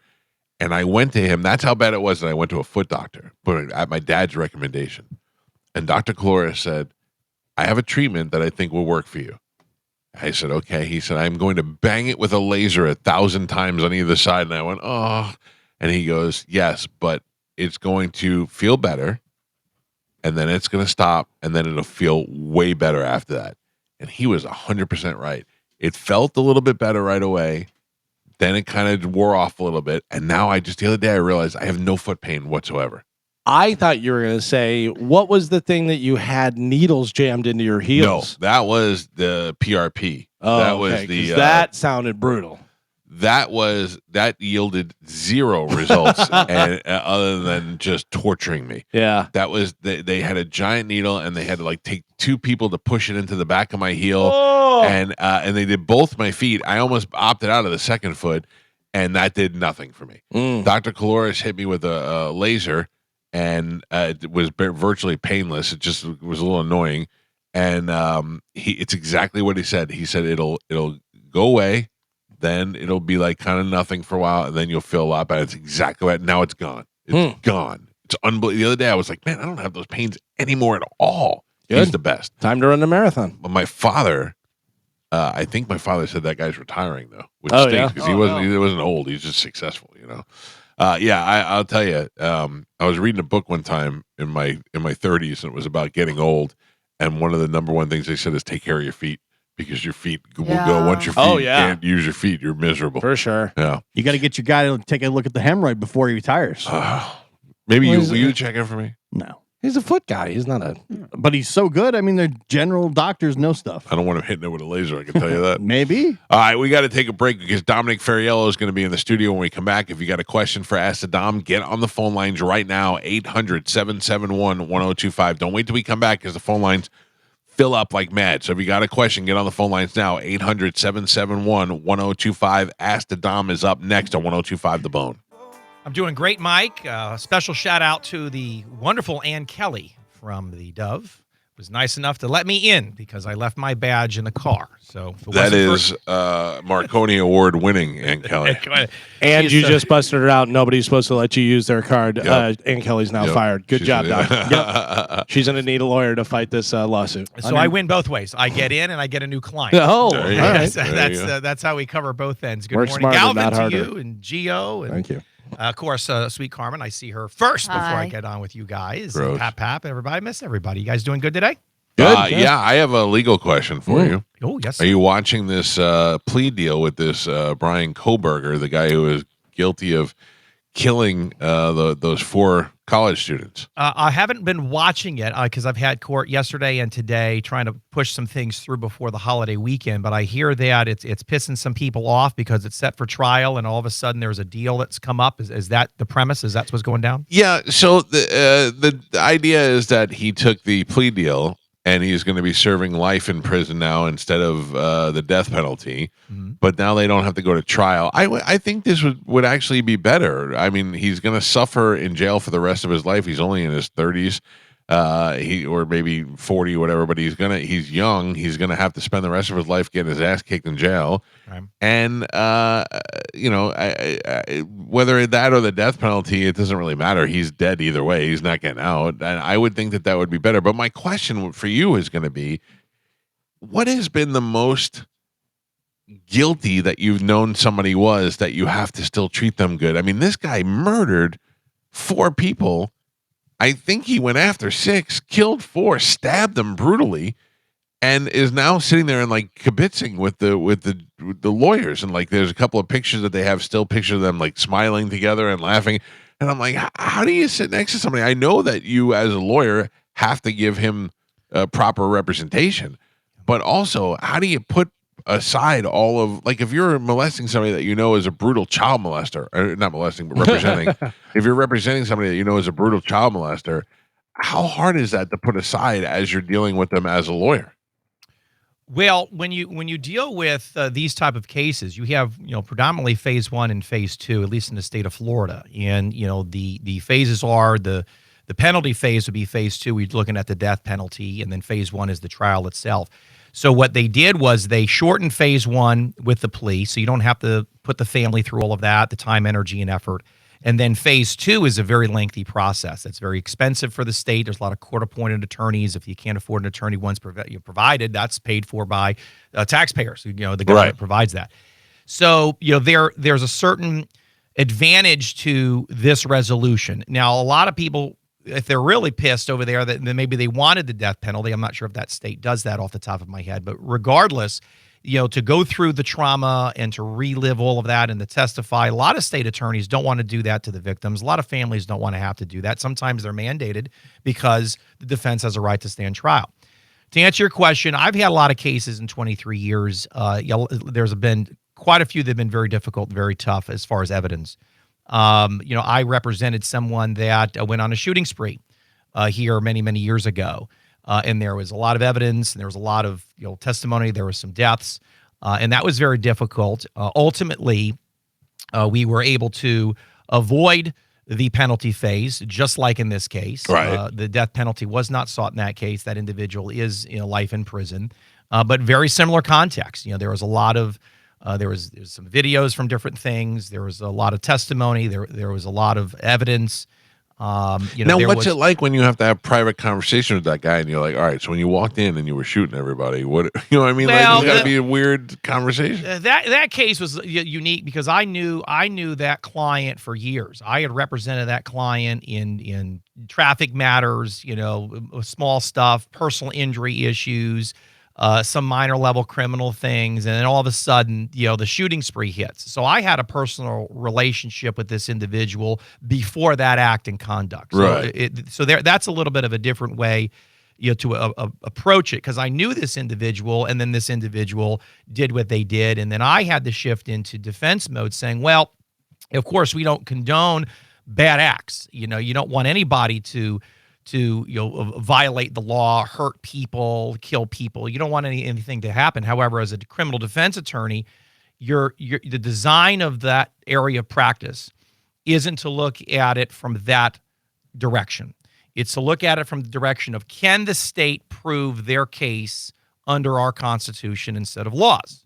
It's not whether or not this person is right or wrong. It's very difficult to do. Yeah. I'm not saying that this is, if you don't have the stomach for it, then you got to practice a different area of law, or just don't be an attorney.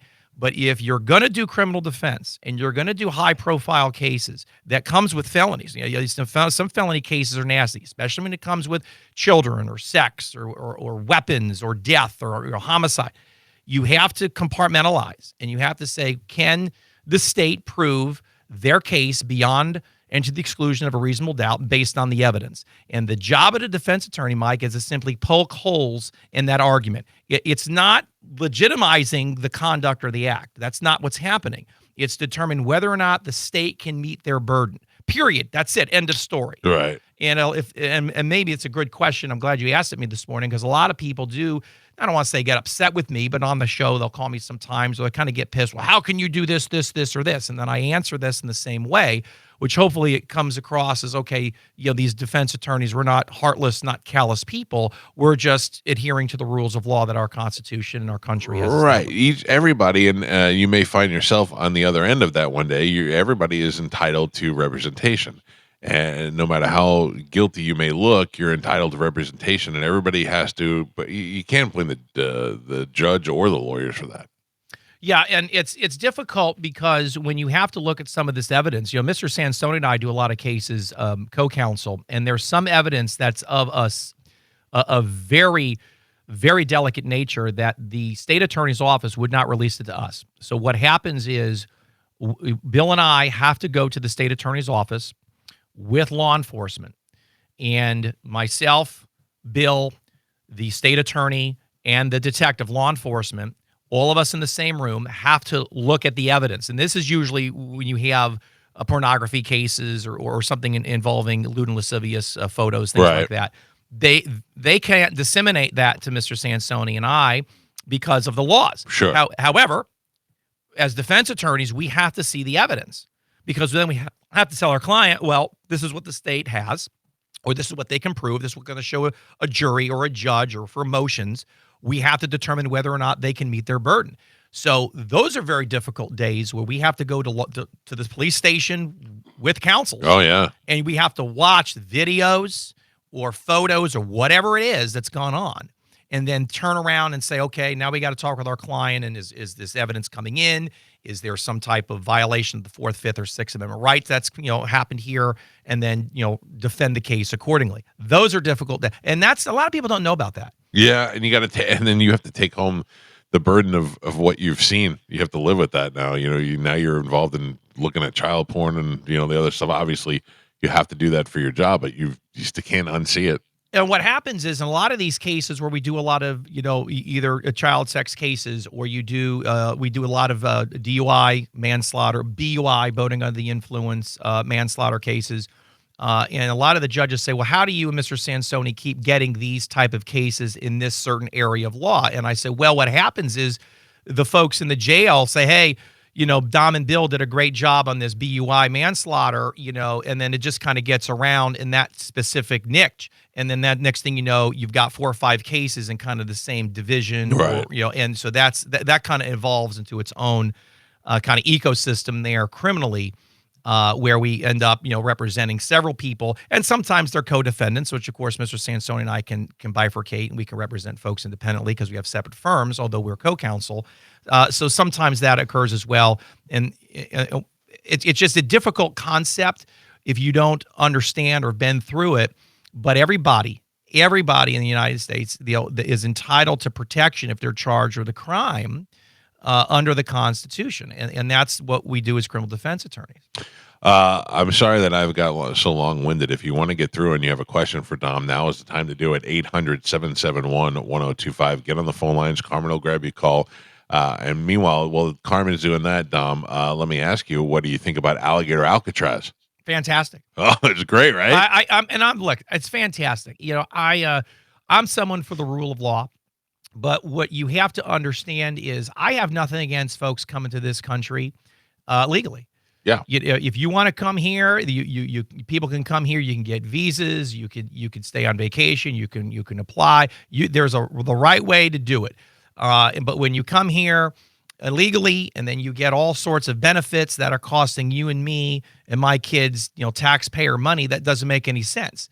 And I had a conversation with somebody the other day. This is, they were on the other side. I says, can you imagine going to Russia or China, just showing up, walking into one of those countries and saying, all right, I want a car, or I want a driver's license, I want free housing, I want money for food, insurance. I need you to set me up, insurance, I need to work for you, get me a job. And you know what those countries would do? I said, they'll never see or hear from me again. So why is it okay there, but not here? And then that individual is exceptionally quiet the rest of the conversation. So, I'm happy that, the rule of law is being enforced, because you don't understand when I represent folks on a personal injury side. Let me switch real quick, Mike, from criminal to when I represent folks that are harmed by fentanyl, or they are hit by drunk drivers that may not realize they're under the influence of fentanyl, and I have to represent in a wrongful death action someone that's died because of that drug. That's a big problem with folks bringing that across the border. Sure. So there's an ancillary effect that starts in it, but doesn't really hit home until it hits home.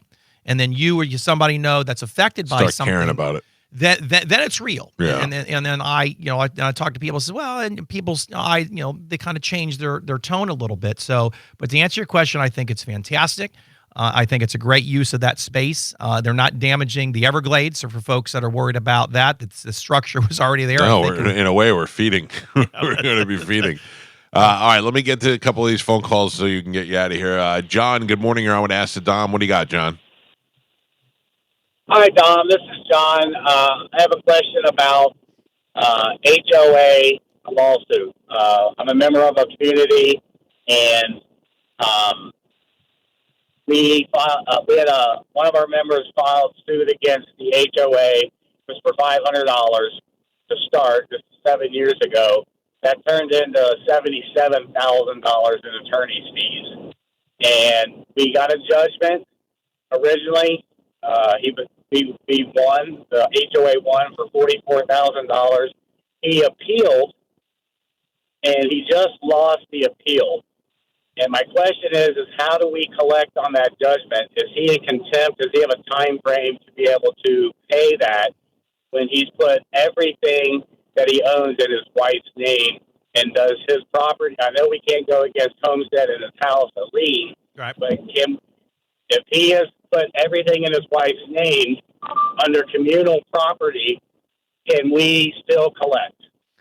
Well, if it's not the wife's debt, you're going to have a hard time with that. You can probably garnish wages if he's got an employer, unless he's self-employed. Do you know his employment status? He is self-employed. He's a realtor.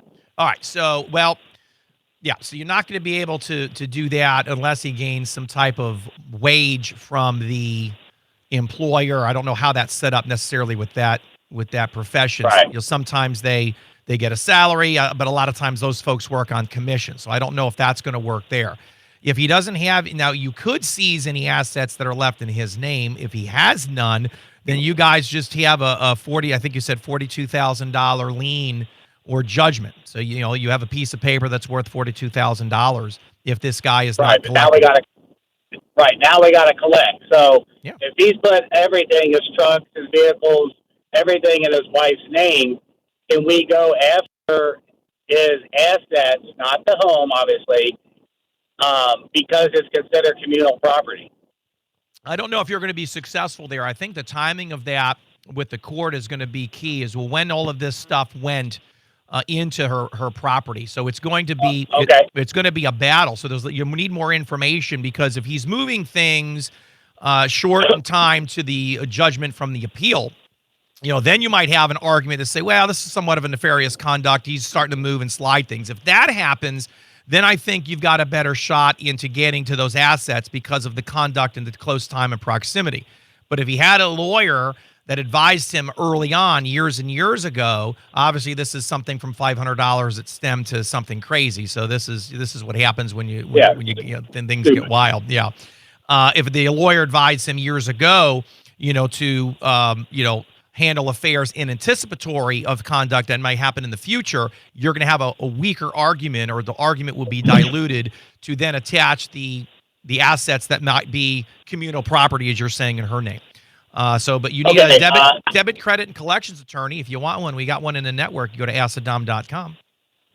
That would be awesome. So my last question is this: is the original judgment for $44,000 on the original lawsuit was 2 years ago, and once that happened, that's when he started moving stuff his wife's name.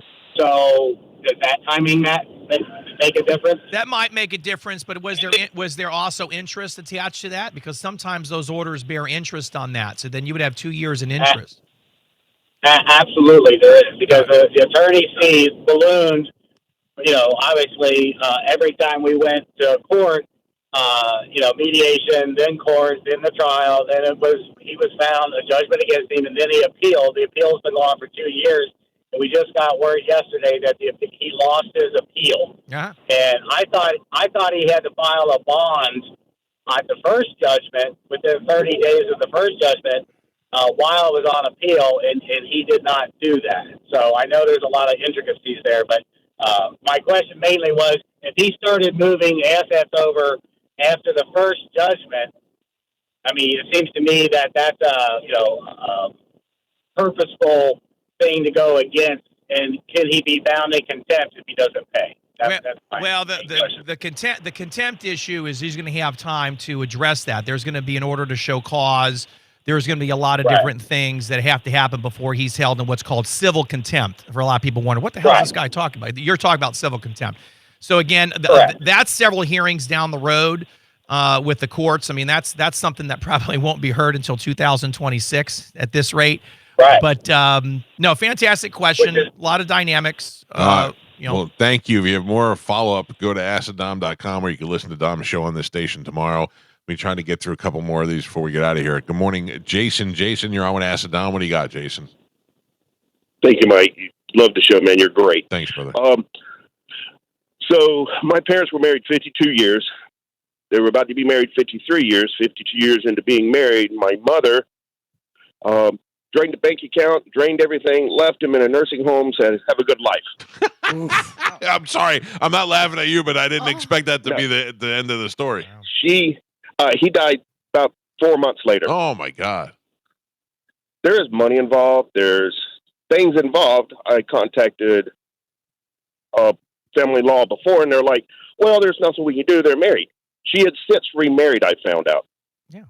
Does anything change? And what's a good family lawyer I could talk to? Well, I'll answer the question in reverse. A great family lawyer you can talk to is attorney Jason Valkenburg through the network. You go to my website, AskTheDom.com, for Jason's information. But if they were married and they have joint bank accounts, they've done everything for 52 years, and then she says, you know what, I want to take all that money and I'm going to Vegas, or whatever she wants to do with it, that's legal. That's legal.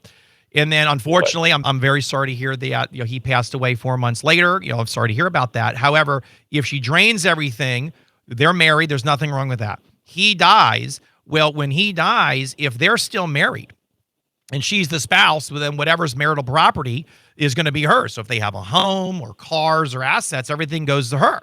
And then if she then gets remarried after that 4 month period, she's now moved on with the next phase of her life, if you will. So, again, just a rough analysis of your question. I'm not quite sure if there's anything that she did wrong per se monetarily in that time sequence. However, the subtle nuances of that, you can go through it again. Attorney Jason Valkenburg, AskTheDom.com. Yep, get you the information. There you go. Sorry to hear about your situation. It's life, man. It happens. All right, brother. Thank you for the call. Thank you, Mike. You're great, buddy. Thanks, man. That's why Mike. I didn't mean to laugh at him, but I was like, I thought he was going to be like, well, they've been married, they sold all their stuff, and they're moving on to touring and she's like, he just dropped her off at a nursing home and left. Well, that's why my wife knows. I have conversations with my wife. She goes, well, where's all the money? I says, well, you know where some of it is, but you don't know where all of it is. She goes, what do you mean? I says, some of it's offshore, some of it's dug in a hole, just in case you get squirrely. I look her in the eye, just in case you get squirrely. Keep you honest. Yeah. Anyway. Take her on that cruise. Get rid of her in one. What is it, Mike? I'm going to take her hiking with Amanda? Don't try to steal my murder plan. I've been working on this for a long time. I know. My apologies. It's the copycat lawyer. If you didn't get through, you can get through tomorrow night. You can talk to Dom on his own radio show right here on this station, or you can always call the office, 813-251-5550, or AskTheDom.com. What do you have coming up on tomorrow's show? You got me all night tomorrow. I had a couple of folks I was trying to line up, but it was so close to the holiday. A lot of people are on vacation. They want to relax. I said, all right, I'm not going to aggravate folks. But I'll come in, so I'll be in live. You got 3 hours of the Dom. I can answer questions. Got a little bit more time, tackle some folks because I'm here throughout the holiday. We'll just be at the beach and then back and forth to the ice hockey rink. So I'm available. I'm around. All right. If you need Dom this weekend, I mean, you're somebody that's doing a little DUI, drinking and driving, or wherever you find yourself in, Dom is available to you. He'll be around. Don't do that, by the way. Just call Uber or a cab. But I'm just saying, if you find yourself in a bad situation and you need Dom, he is here. So, Dom, thank you. We'll check in with you next week. You got it. Absolutely, you guys. Be safe. Have a very safe 4th of July holiday weekend. A lot of things go on these holidays, so just be careful to everybody. Yep. And then we'll take a break and come back. What are we doing? We're going to take a break. And then come back and wrap up the show. It's the Mike Calta Show. It's 102.5 The Bone. Did JoJo and John Senning squash their beef? I don't know. I saw some stuff on social media that they were in the room together for the first time, but I don't know if they squashed it or what the deal was. JoJo, moody. Oh, really? I think she's out of town. JoJo? For 4th of July, she goes away. Because she was in here Montana. yesterday. Yeah. Took some time off to get away from John Senning. Probably. And his rudeness. Yeah, how awkward is it going to be at the beach bash? Well, I say, maybe a secret punch out. We got all these secret rooms with secret drinks and everything. What if we have secret fight club? Yeah, right. That's how Fight Club's supposed to be. Yeah. Don't talk about it. Don't talk about it. Oh yeah, that'd be great. And nobody has any big plans for the 4th of July? No. The beach, baby. Someone talking? Oh, okay. No, not you, Carmen. I'm Oh, talking. I was like, that was No. rude. Yeah. No. Are you talking on the radio? Sorry, Is I there a lady talking right now? I thought there was an Alexa talking back to me. Yeah, Carmen, you're the only one that actually has anything. You're going to the beach. I mean, I'm going to the beach too, but I'm not going till Saturday, and I'm going down on. I'm going Friday to Siesta Key to play at the beach club. Well, those with Right. Cripple Toddler. Plans. What's That's that? That's Plans. plans. That's that's No, I know. And then I'm at the beach for my family's there for the whole week. I'm just staying there until Monday, and then coming home Monday night so that we could do the show next week. But they're staying there. Oh, I'll be alone all week next week. Oh. I'm be Oh, very because they're needy. like staying down there. They're staying down there. Yeah, I'm be very needy, Carmen. Okay. Well, you can come hang out with Chad and I and the boys if you want. Put on Dogs. the VR headset. Yeah. You can come See play what some happens. dance. I'm just saying. Did you get your Wi-Fi back? Yes. What was the problem? You didn't turn it off? No. It may have been my son. Oh, no. So the guy came over, and the guy that came over was fantastic. He was super cool. And he goes, all right, let's check this. This looks good. All right, let's go look at this. And he goes, He goes, why is that plugged in there? And I go, I have no idea. I go, my son, plugs his laptop in to the modem. Yeah. And he goes, yeah, but this is plugged in to the output, not the input, not the output, one or the other. And he goes, I'm not saying that's the problem, but that might be the problem. And he unplugged it and did the thing, rebooted it, and came right back up.